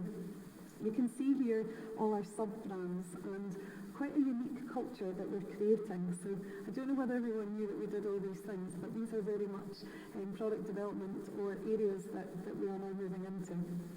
In terms of team structure, I realised I needed more support, and I'm still 100% self-owned, and it was me and a team of part-time women.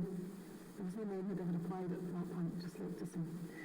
But if I was going to continue to grow at this trajectory, and we'd gone from kind of 5,000 to 64,000 to 150,000 to 300,000, the turnover was just nuts, and I needed more support. And like some of you have said earlier on, I didn't think I could afford to do that, because it felt such a big step. But I actually realised now I couldn't afford not to do it.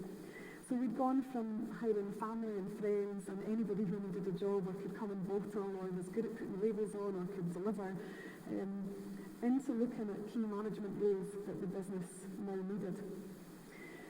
We pay above minimum wage. We always have. Anybody that starts with us starts at £10 and it goes from there, which in the rural economies, some of my students were getting £4 or £5 an hour before they came to us. So that was their minimum wage. Our salaried team, our management team are all salaried. We offer them discounts, helps because it's gin and rum, uniform, lots of social engagements and things outside work, and flexible working. And in fact, anybody who's left me over the past 4 years has now gone on to run their own business. So I must make it look easy, but it's definitely a spin-off of benefits to the rural economy. As the business stabilised, I completed a Scotland Food and Drink Gearing for Growth programme, and anyone that is looking to develop within food and drink, I would definitely recommend it. It also resulted in a succession exercise, not quite the same maybe as within farming, but the succession looked at, well, what if? What am I putting my business at risk if I wasn't supported? Is there someone else that could take on that role? Which gave us our recruitment, and now it's fulfilled that every sector of the business is now supported with a member of my team and also consultant expertise if needed, because I recognised that if we didn't necessarily have the skill in-house, how did we bring it in? So we've surrounded ourselves with an amazing team of fixers who can help develop my team and have given them some room for growth. And something that really interestingly happened in COVID was I began to be inundated with emails from a huge skill set that were living rurally and that didn't necessarily now want to go back to commuting after COVID and wanted to work locally. And I realised that the skill that I was looking for was actually on our doorstep, but they'd maybe worked in Aberdeen, for example, and hadn't considered us till now. They assumed that we weren't an opportunity for growth and we couldn't give them the development that they were looking for. So I started looking at what else I could offer them. So our training and development scheme is now available from January 2022, and that's where not necessarily working with younger people, but working with people to develop their skill set so they can remain with me as the business grows became something that I really needed to look at. Otherwise, I was having to go further and further out of the rural environment to develop my team. We opened our first Bothy Experience Visitor Centre in Glams in 2018. This is a 4-star Visit Scotland accredited site. It's the old National Trust Museum, if anyone hasn't been before in Glams, and it had been lying empty. And I'd driven past it every time I was on deliveries to the castle and thought, one day. And then they approached me and said, would you be interested? And at that point, we had outgrown the Bothy in Kirriemuir, and Angus Council said, you can't keep using this for production and people, it's too small. Which at the time I thought was the end of the world, and it turned out probably the best piece of advice, because we are now able to offer full visit experiences that just wouldn't have been possible in the Bothy in Kirriemuir. So that's still our production base, but we split production and people, which made more sense and gave the team more space to move between production and then a creative team based in Glams. We have 2 exhibition rooms, 2 tasting rooms, and our shop and event space. And the team there are all World Host trained, which was something that was really important to them from we opened. We open to the public every Thursday to Sunday, 11 till 5, but with private events out there from travel trade normally on a Wednesday. And something that happened again with COVID, like most of you, we've had to adapt what our offering was. We have over 160 stockists, all independents. Some of you are here today, so a huge, huge thank you for your ongoing support, because it really means a lot to us.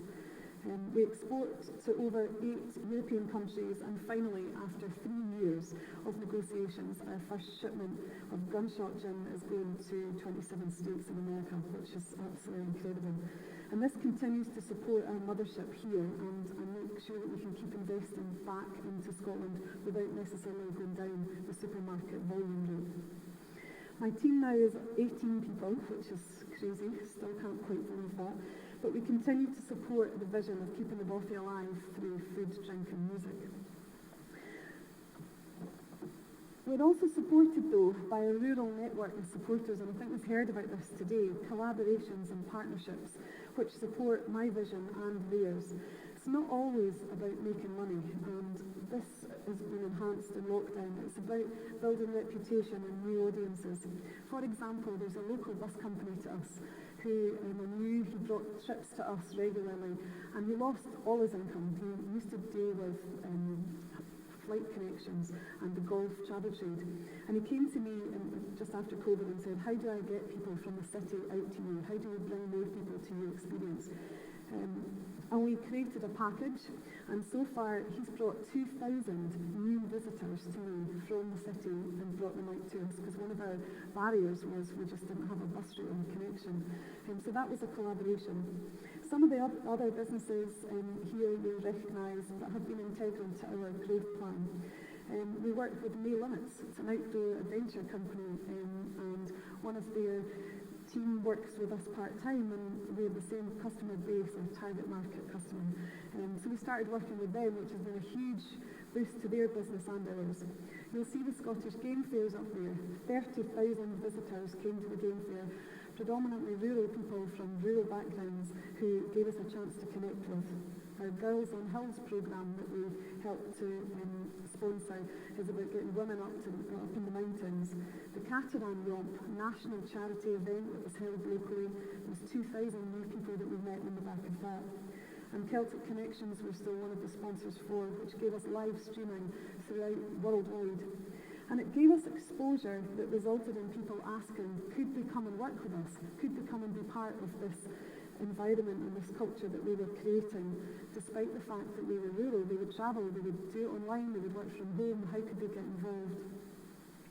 So I guess for me, whether you're a B&B owner with a welcome basket that you can pop a gin in, or a milk cake, or a jar of jam, or a holiday resort, or a farm shop, we aim to support each other. And the backlinks, anything that we can do to connect the web pages and make the visitor journey easier, let's do that. This in turn creates spin-off employment, hopefully for both brands, and generational support, sustainable rural areas that people want to continue to come and work and live in, and growth for our sector in both terms of employment and in lifestyle. Thank you.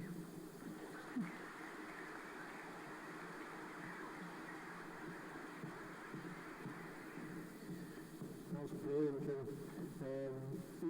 It's just amazing to see the entrepreneurial spirit and the results in terms of people that you're employing and all the opportunities that you're bringing into that rural area is fantastic. That success story. Up next, we've got our final speaker, Anna Mitchell from Castleton Farm in Aberdeenshire. Anna, I think there's again many prongs to your enterprise, being a farm shop, a cafe, a fruit farm, and you've got family as well. So welcome to come and speak to us.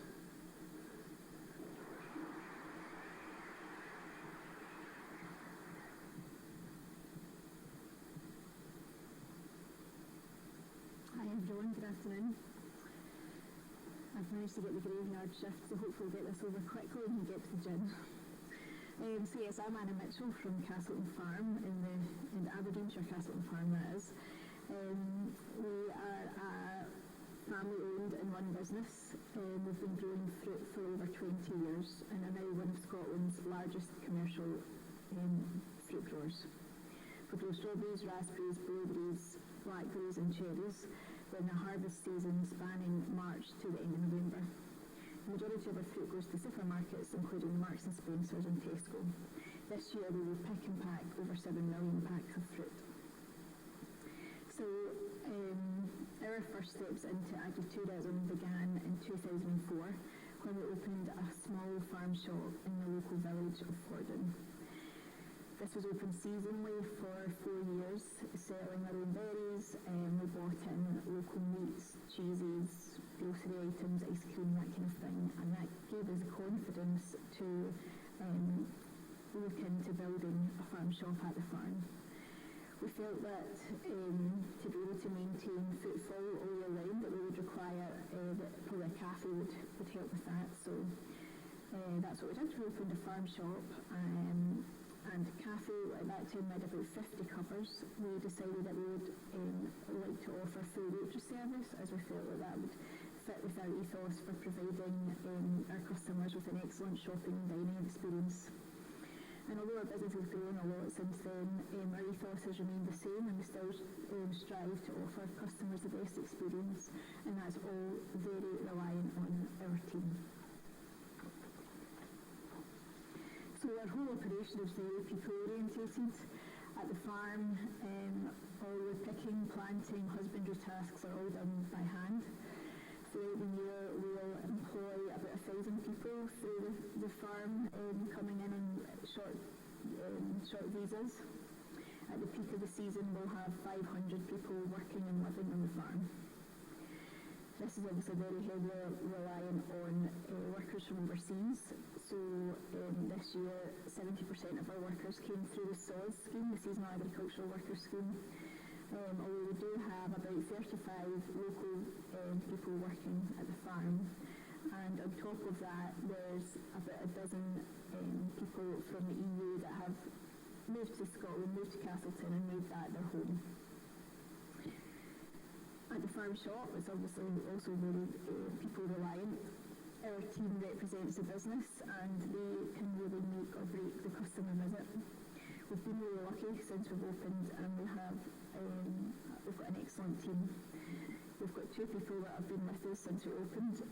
As you can see, that's Angela there with the red pinion making the coffee, and Cindy over on the left-hand side with the basket of fruit. They've been with us since we opened. We've got a great team, mix of ages, and we all work really well together to provide our customers with the best experience. So I'm just going to talk a bit about how our team has developed through the years as our business has grown. So in 2008, this is what our management structure looked like, if you like. We had 15 full-time equivalent staff. There was about 20-ish in the team with a mixture of part-time and full-time roles. The farm shop is my responsibility within the family business, and when we first opened, we employed a part-time manager who had young kids of her own, so she worked 2 days a week.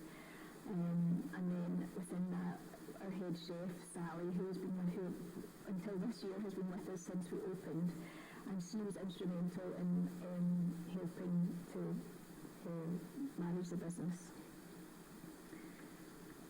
And if the picture there represents one of the days for the Red Nose Day, the team, all our team throughout the years, we seem to manage to attract people with a certain amount of crazy, and they're always eager to dress up at any chance.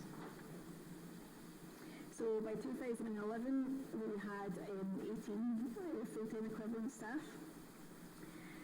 By this point, I had just had my second child, and we felt that there was a need for a full-time manager.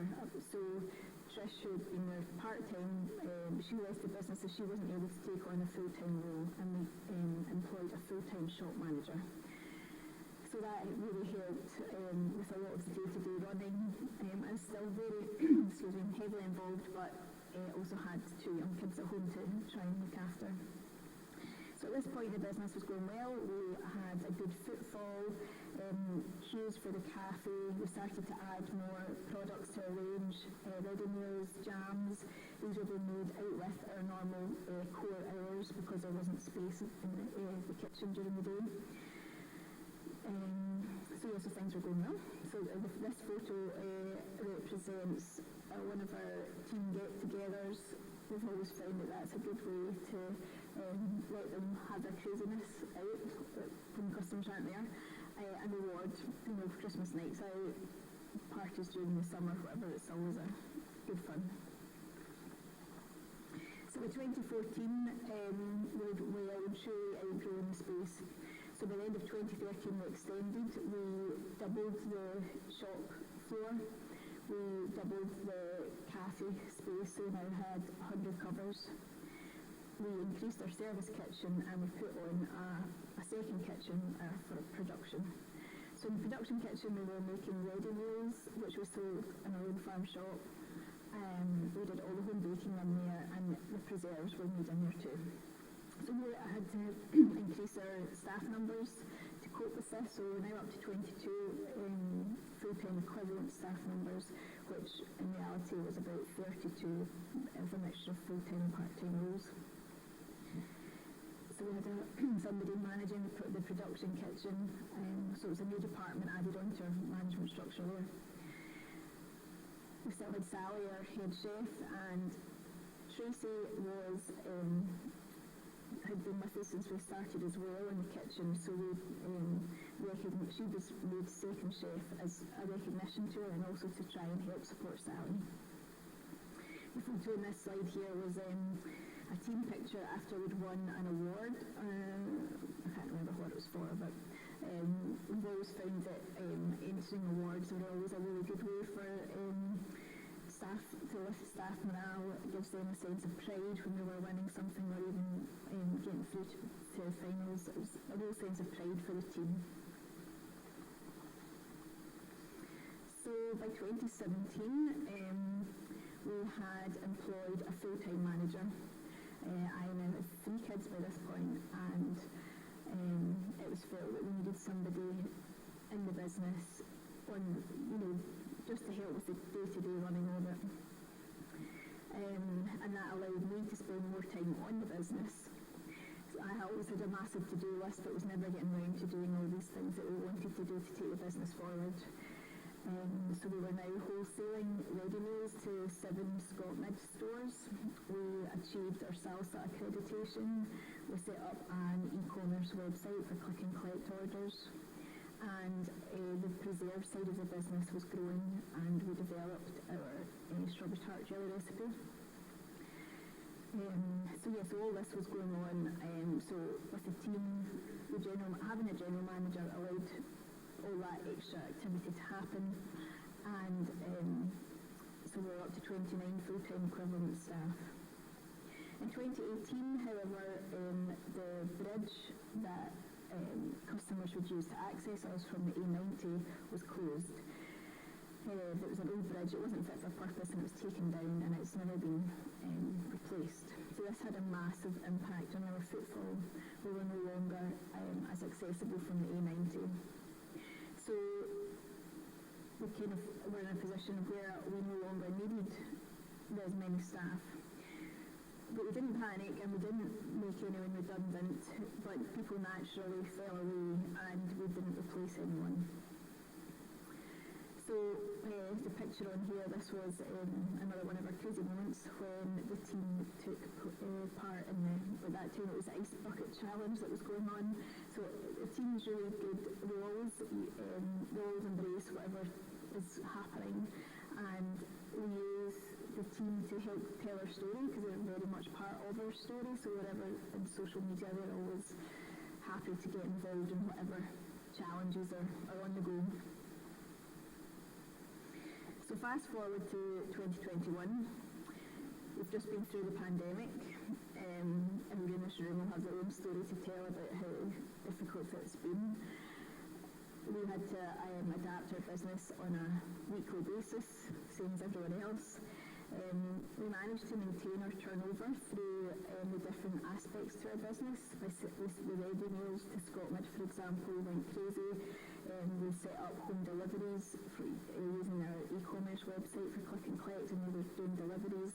The shop was really busy. And so it was our team that was at the forefront of that.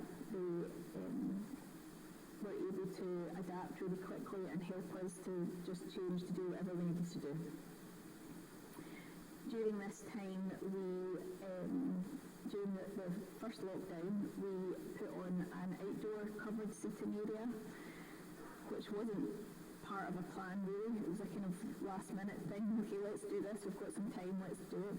So we did, and so now we've extended our covers to about 160.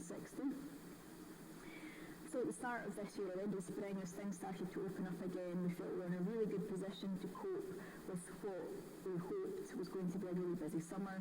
Nobody was going to be abroad, everybody was going to be at home. We'd been cooped up all winter. We were really hoping for a good summer. However, then the Great Resignation started. So at this point, we had about 42 staff, and between the end of May and the beginning of July, we had 17 resignations. So a lot of those staff had been with us for a long time, including 3 who had been with us since we had opened 13 years ago, and ranging from the shortest time somebody had been with us was 2 years. So that's obviously had a massive impact on us. There wasn't a queue of people looking to join the team either, just as everybody knows there's been a shortage of people. However, we advertised, and we did manage to get fill these positions. It was a very tough summer, but we made it. And we've now taken on, so we've got a new chef, a new second chef, we've got a new front of house manager, which is a new position for us.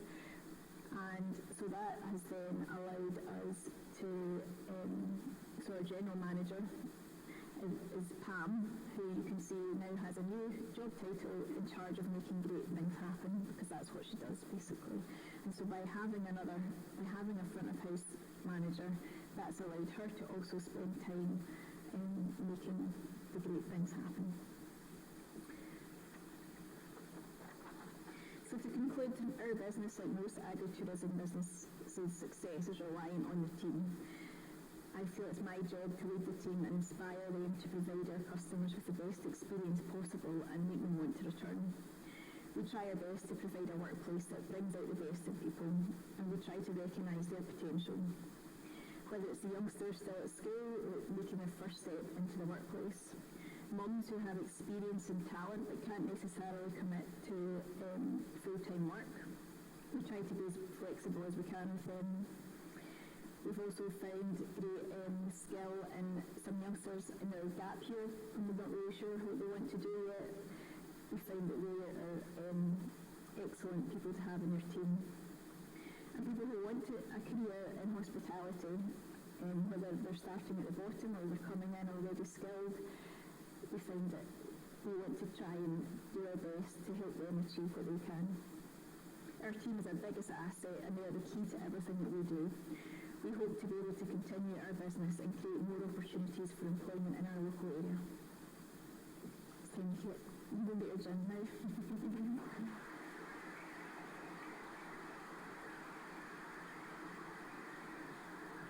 Well, thank you. Not quite Jim, thank you. Yes, sorry. Don't have me yet. Right, so we've got question and answer time now. Thank you for that, Anna. That was great hearing the kind of ups and the downs, from the co-face and just the leadership. I think is what stood out there today. Through the thick and thin and with the people issues, which is always interesting. So, have we got any questions? Hands raised here.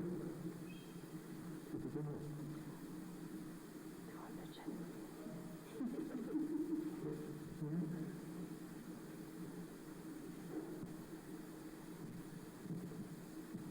Hi there, thank you. Fantastic presentations. It's really interesting to see how you guys have all progressed in your businesses, and it's really great.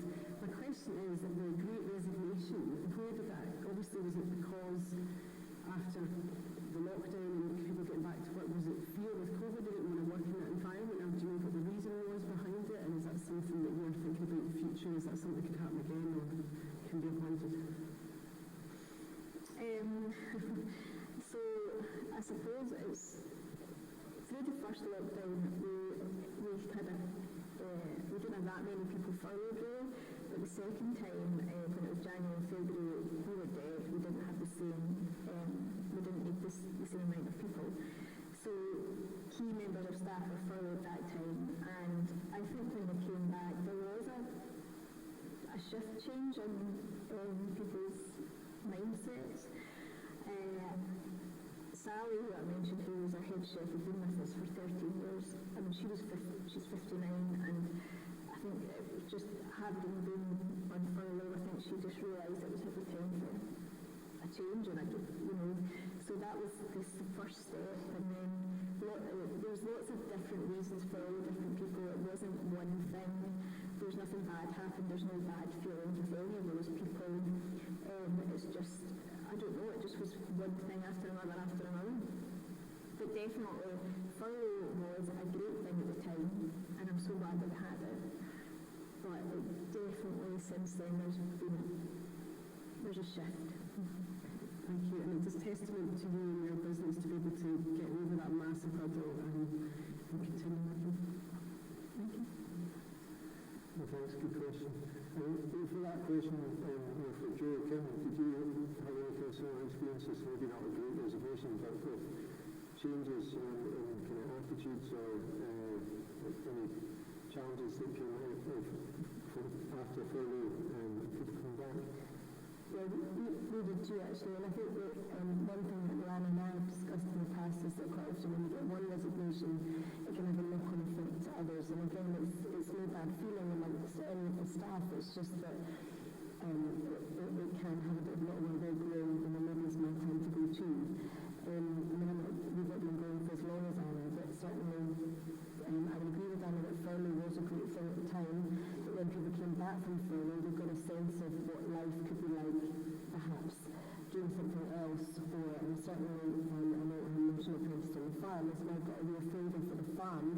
side of things and not for the coffee house, and that is the direction he wants to go in. So COVID has definitely had an impact on certain people and the way they think and what they want to do. Okay, so a question from online. Do you feel, I don't know who this is to you, let me find out. Do you feel that involving staff in decision making helps, that helps with overall morale and quality of work carried out? Yes. No, yeah, simple answer. I tend to. Well, I think we've all been the one person that makes all the decisions, and it's sometimes easier and quicker to do that, isn't it? But if you're trying to, especially when you're in a growth phase, if you involve the rest of the team, there may be something there that you've missed, you've not thought of. You know, we are pretty single-minded sometimes, so yeah, definitely, the more we can involve them, we don't have to agree with them, but the more we can involve them, the better. Professor, will you agree with that? Yeah, absolutely. Very good. Well, I don't know how to work this thing. Is there if there's another question comes up? Oh, a question here in the room. Okay. Mine's quite a light-hearted one. Kim, clearly you're in a very small group, along with the Beatles and David Bowie, that have made America. I would just like to know what you did to celebrate cracking America. I don't know whether we've cracked it yet, but it's taken 3 years. You know, sometimes when you see journeys and people think, oh, we've made it, it's taken 3 years of negotiation to get to that point. And I think I'll celebrate once every case of gin sold over there. We launch on the 28th, it lands on Wednesday. But you know, it's 6,000 bottles of gin, which is more gin than we would ever sell at farmers markets and travelling around the UK. So sometimes you just need that one thing, that one deal that's going to show up and protect. I talk about it like the mothership, it protects us rurally and allows us to stay and continue to do what we're doing. But you just need that one thing, and that's taken 3 years. And on the back of Scottish Enterprise, Scotland Food and Drink, they set up an export Meet the Maker event in Gleneagles 3 years ago, and you know, even though I'm a small producer, I'm playing in the big boy field now as I talk about it, because you're up against your Diageos, your multi-brands, and you're really lucky that our USP as a group, even here, is the fact that we are agritourism and that we are rural, and we're hand-batched and we're hand-bottled and we're hand-made, and we offer these amazing services. And I think sometimes you just can't compromise on that, so it has taken 3 years. But yeah, I'll answer that question once every case is sold and I've got a second order. I'd like an invitation to the party. Okay, any other questions in the room?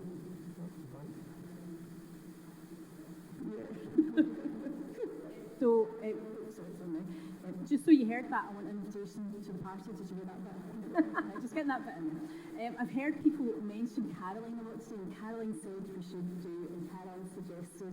So here's the question, because some of you have mentioned that caroling said that you should get staff or you should get a manager because it would make your life easier. Sitting right next to me.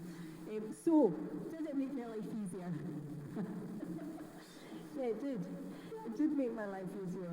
I was able to take a step back. I was able to focus on many other aspects of the business and actually have time to focus on them, which is what eventually gave us the capacity to grow. The other thing I suppose I would say is how important it is though to get a balance, and that's the one thing I've learned, is that getting the balance is important. So you've got your manager in there, but I'm finding that going back in myself is opening my eyes again to help me and take the business forward even further. So, question maybe to Kim? Yes, as I said, I was still a massive to-do list, but the things on the list that have helped our business grow wouldn't have happened if we didn't have a manager to help to deal with a lot of the day-to-day stuff. But then this summer, due to the Great Resignation, straight back in to the deep end. I was a head chef in the kitchen all summer, so it was really good for me to be right immersed back into the business as well. And yeah, but you do it. But if you're in it every day, living, eating, breathing it, you don't have time to look at the bigger picture and to see where there's room for growth and what else you can achieve. If you're too focused in it, you do need to give yourselves that space and time to do that.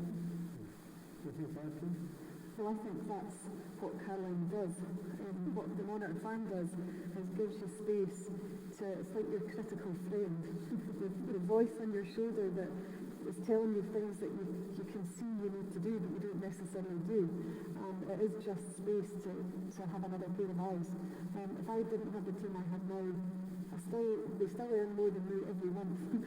And if I didn't have them, I'd have missed opportunities. And I guess that's what we could continue to grow, but we wouldn't have elevation, we'd stabilise. But the only way we were going to get additional growth and reinvestment and reemployment was about taking on people that are far more intelligent than I am and are specialists within the area. And I guess that's what you pay for is that experience. Okay. So a wee practical question here. Do you utilise outside agencies to help with staff training and HR issues? And if so, how has this helped with your business? Can you go ahead? Yes, I think the Monarch Farm again showed me that you wouldn't go to a butcher to get your hair cut, would you? Maybe some people would, but you bring in skills, you bring in these fixers, these professionals to help you handle the areas that you're not as proficient in or as up to date with.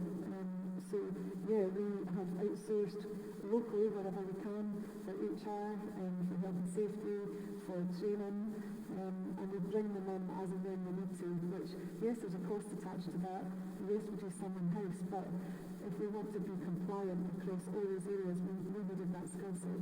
And there's amazing local people that are working within agritourism that can do that.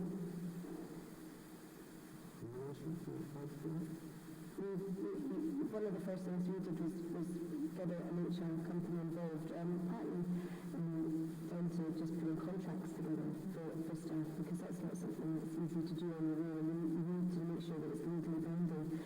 But I've used an HR company even just as a sounding board, so if I'm having issues with staff members or just little problems that I want to work around, then they're the first people that I get on the phone to get that valuable advice, and they have come into their own on a couple of occasions, so it's well worth the money. Yeah, similar. Yeah. Great, so on this talk, we should probably mention at that point that the new website, it sounds like it's really going to help facilitate those connections, when you know a really good HR person that you can recommend them through Agritourism, which is already happening in Toronto through the website people already.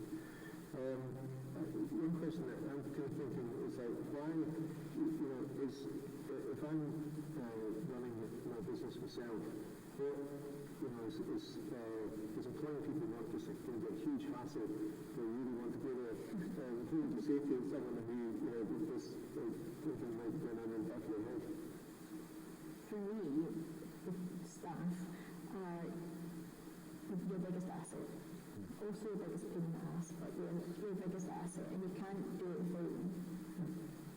We can, but you'd be stressed and never sleep. They are your biggest asset, and it's absolutely right, but you need the right staff in place in order to be able to make your business flow, and that only comes through interaction, getting them involved in your business too, but they're essential so that you don't look like a busy fool. Any other questions, sir?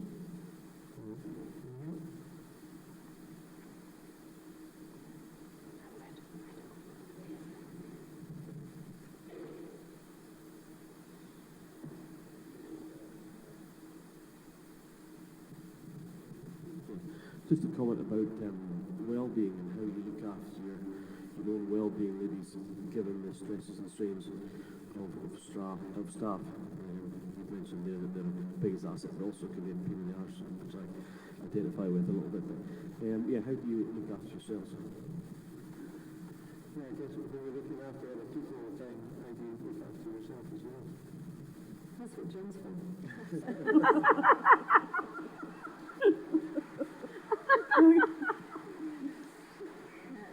Was that question planted? Do you know what, though, with COVID, and maybe other people feel the same, if something was to have happened to any one of us, we put the business at risk. And that was a real eye-opener for me because, yeah, we split the teams into working groups and we made sure that they were protected. But as kind of founders or owners, if we were to get ill, what was the backup? Because actually then we put everyone's jobs at risk. So that well-being thing, I think, has the concept of well-being has really become more apparent in COVID times because you realise that you're not invincible and not that I've had COVID, but it was one of those things that what if? So yeah, we need to look after it. I think it's important to take time for you, and that's an important I took off the back of the leadership programme last year, having that deal. I know that that's very difficult, and right now that isn't working out very well for me because my manager is not there anyone else who knows of the manager that I could employ, and I'm really putting in the efforts shortly. But having that time, that space for you is so important because that's what allows you to get your headspace back into the game, and then that's what then helps you pass that well-being onto your staff too. Yeah, I'm probably not very good at answering that one because, yeah, it's been a hard year and I wouldn't say that I've been very good at doing that, so that's a life lesson. That's why we're all here to encourage you. Okay, do you have any question for Woody? I just wanted to ask, if you could start all over again, what one thing would you do differently?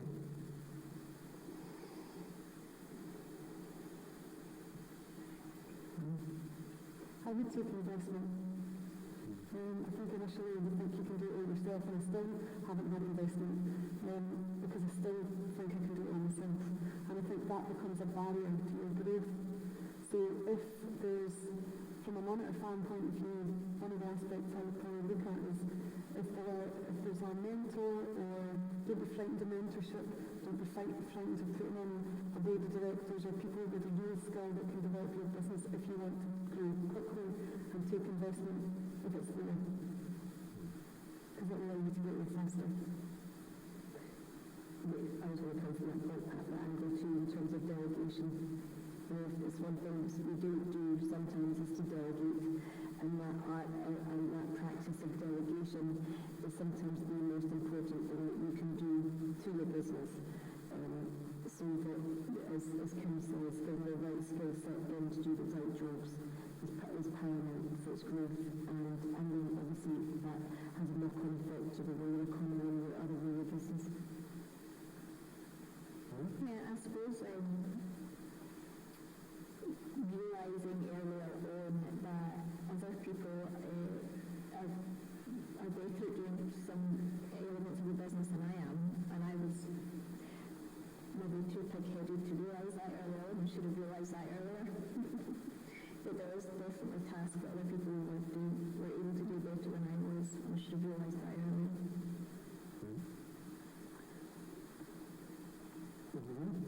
Thanks. Forgive me, I missed the first part of the question, so if I repeat anything, just let me know. But with staffing, that comes as an integral part of development of your business.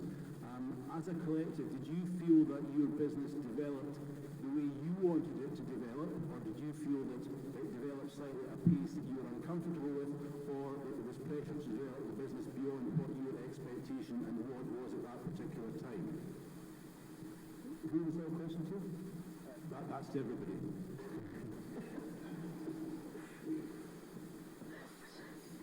I think from a drift perspective, our business grew very, very quickly, almost too quickly. COVID allowed us to take a good, long, hard look at the business as a whole.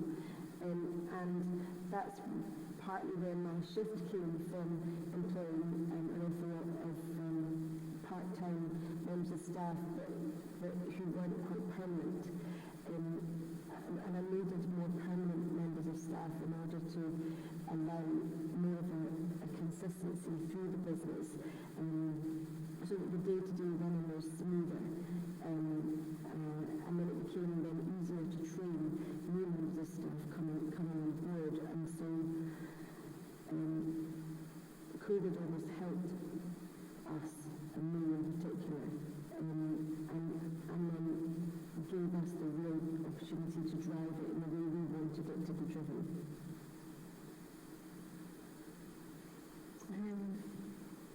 I'm not really sure. I think our business has grown at a reasonable pace, and I would say that I've been at the forefront of it all the way through. It's not, I'm not saying that I'm responsible for all, but I've been there and involved in it all, and it's went at a reasonable pace. So I don't think anything happened that was too scary all of a sudden, or it's kind of built up at a nice level.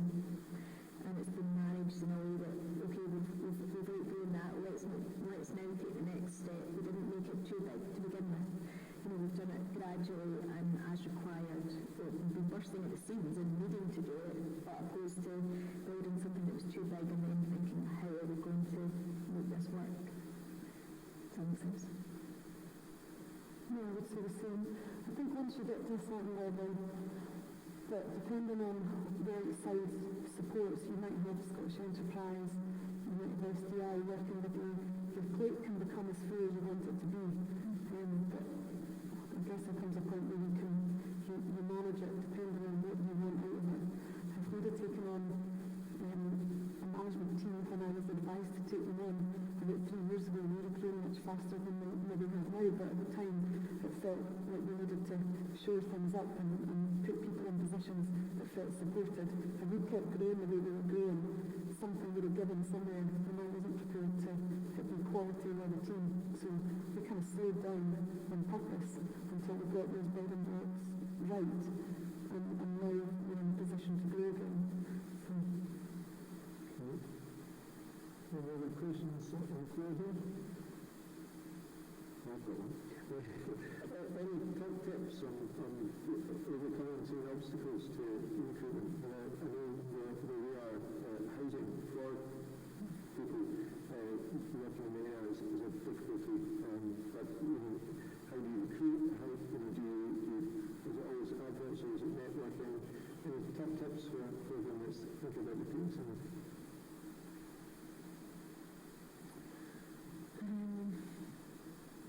It's difficult when you've got to do, especially for a key position, a CV and a 10-minute interview is not enough.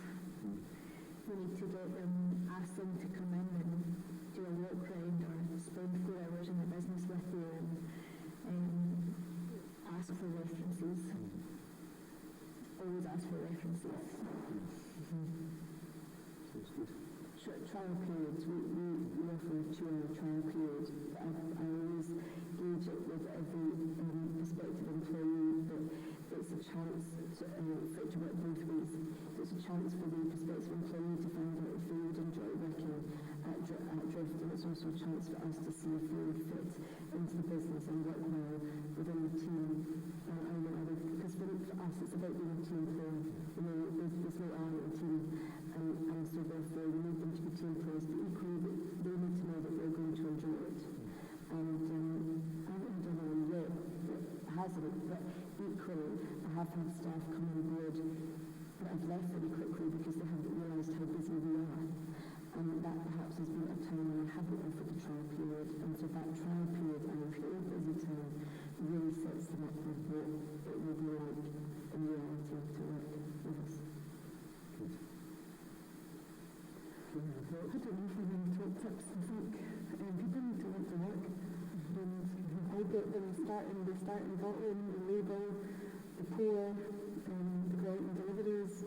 They have to be able to, even people that aren't necessarily customer facing, have to get the brand. And actually some of our best team have been people that have approached us and said, I'd really want to come and work with them, or that we meet at shows and we needed to recruit in Glasgow, so we did a show in Glasgow and we started talking to people that really wanted to work with us and happened to be based there, and our sales manager now is based in rural Glasgow, but she covers the Central Belt because that's her market, and so your ambassadors and your customers are sometimes your best workers, I find.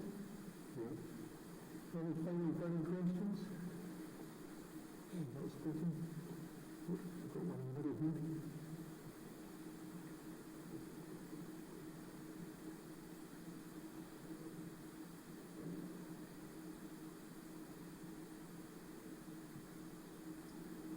Just more of an interest question. Your business is all scaling well and quickly and doing well. Do you have anyone in the business world or sports world or in the world out there that you can aspire to, or you look to for motivation? If I can summarize your question. Yeah, sorry, I was just wondering if anyone in the bigger business world or the sports world that's in the pedestal that they use for they just look to them towards for inspiration. Any role models, heroes? Mine is my dad. He's 90. He's about to feature in our storytelling section. Before we moved Visit Scotland was doing a year of storytelling. I've been filming my dad for about 3 years with all these new stories. It's the old guys, the people that have trod the path that we're treading. We're not doing anything new here. We're learning all the time. So I guess it's the old guys with the stories that if we don't capture them, they're not going to be around for that much longer. So I think they're my heroes. I can't think of them really. Neither. I think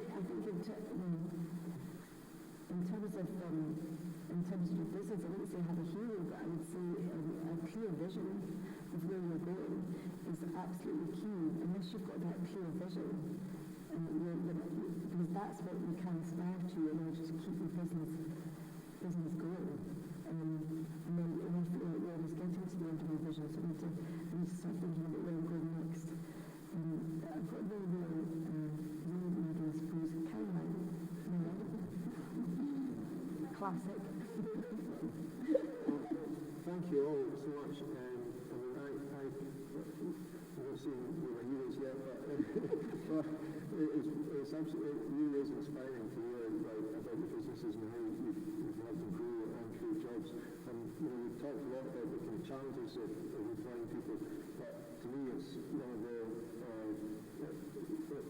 greatest benefits of running a business in a rural area is employing people and all the money that goes into your local community through the wage bill every month and the skills that you're passing on to people. So hats off for all for overcoming the challenges and creating some new jobs. Thank you.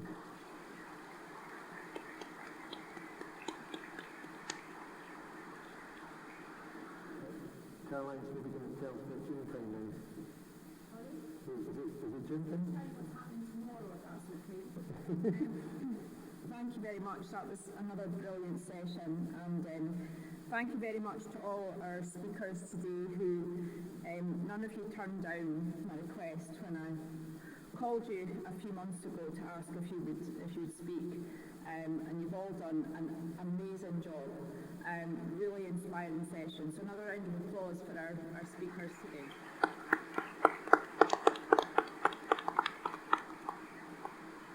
I'm aware there's cocktails outside, so this is going to be very quick. But I just want to explain what's happening tomorrow. So tomorrow morning at 10 to 8, I need, not all of you, but I need the destination leaders here at 10 to 8 tomorrow morning, looking amazing, compass mentis, if that's possible. The Cabinet Secretary, Mary Bujon, will be here. She will be launching the strategy for growth tomorrow, but she'll be out networking with us, you guys, between about 9:15 until the conference starts, and hopes to meet as many of you as possible in that time.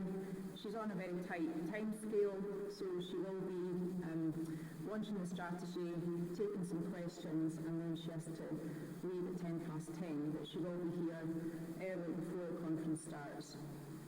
Would encourage you to ask her some questions. I'm sure you will. Hopefully we'll fit in as many as we possibly can. So then tomorrow we've got another day of some great sessions, looking at some of the bigger sort of macro issues. We've got Thomas joining us from Italy from Zoom.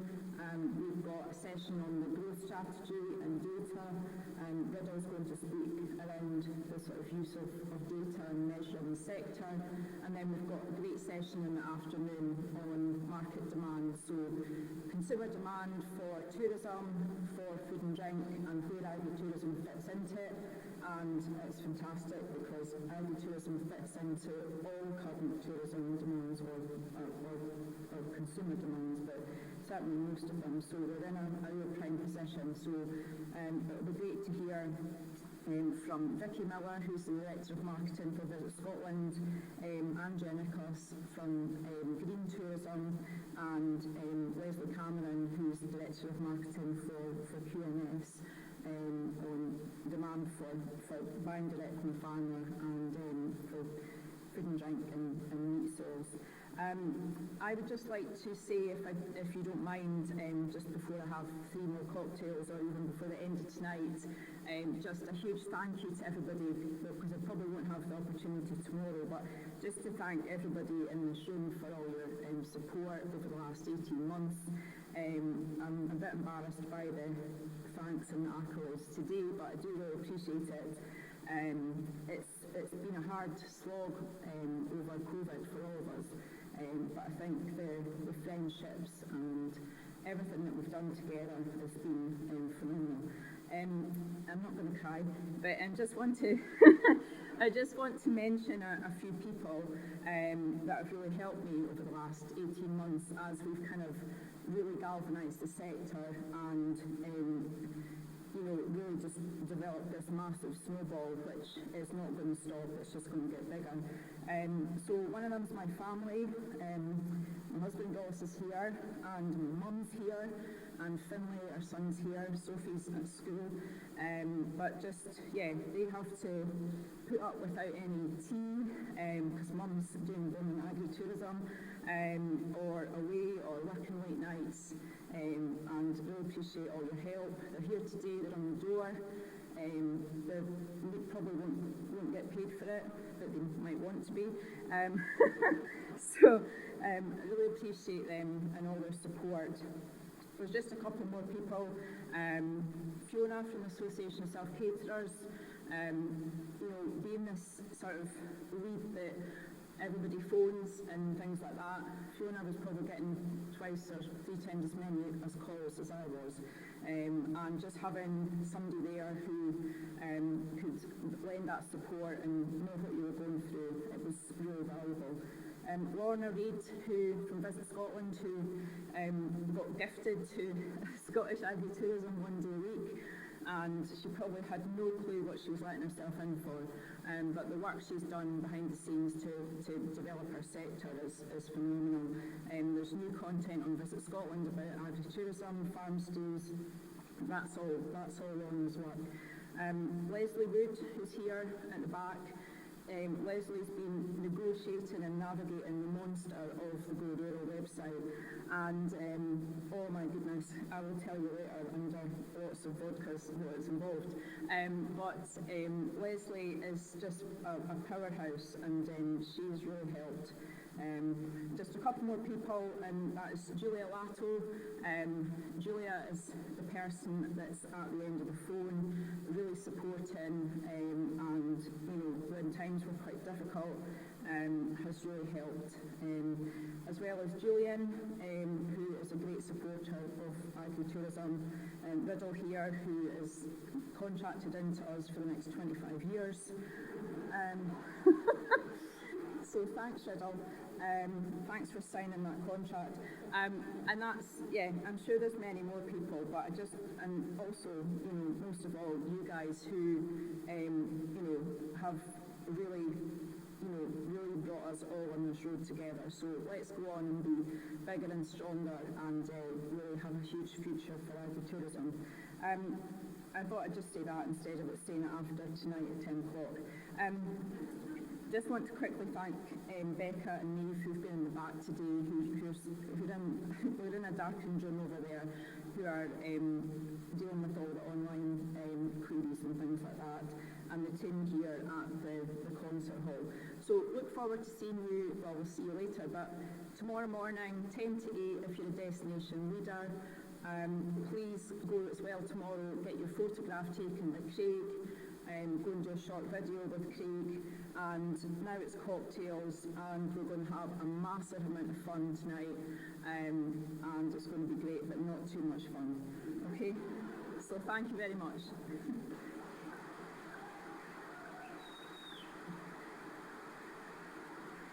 Right, cocktails.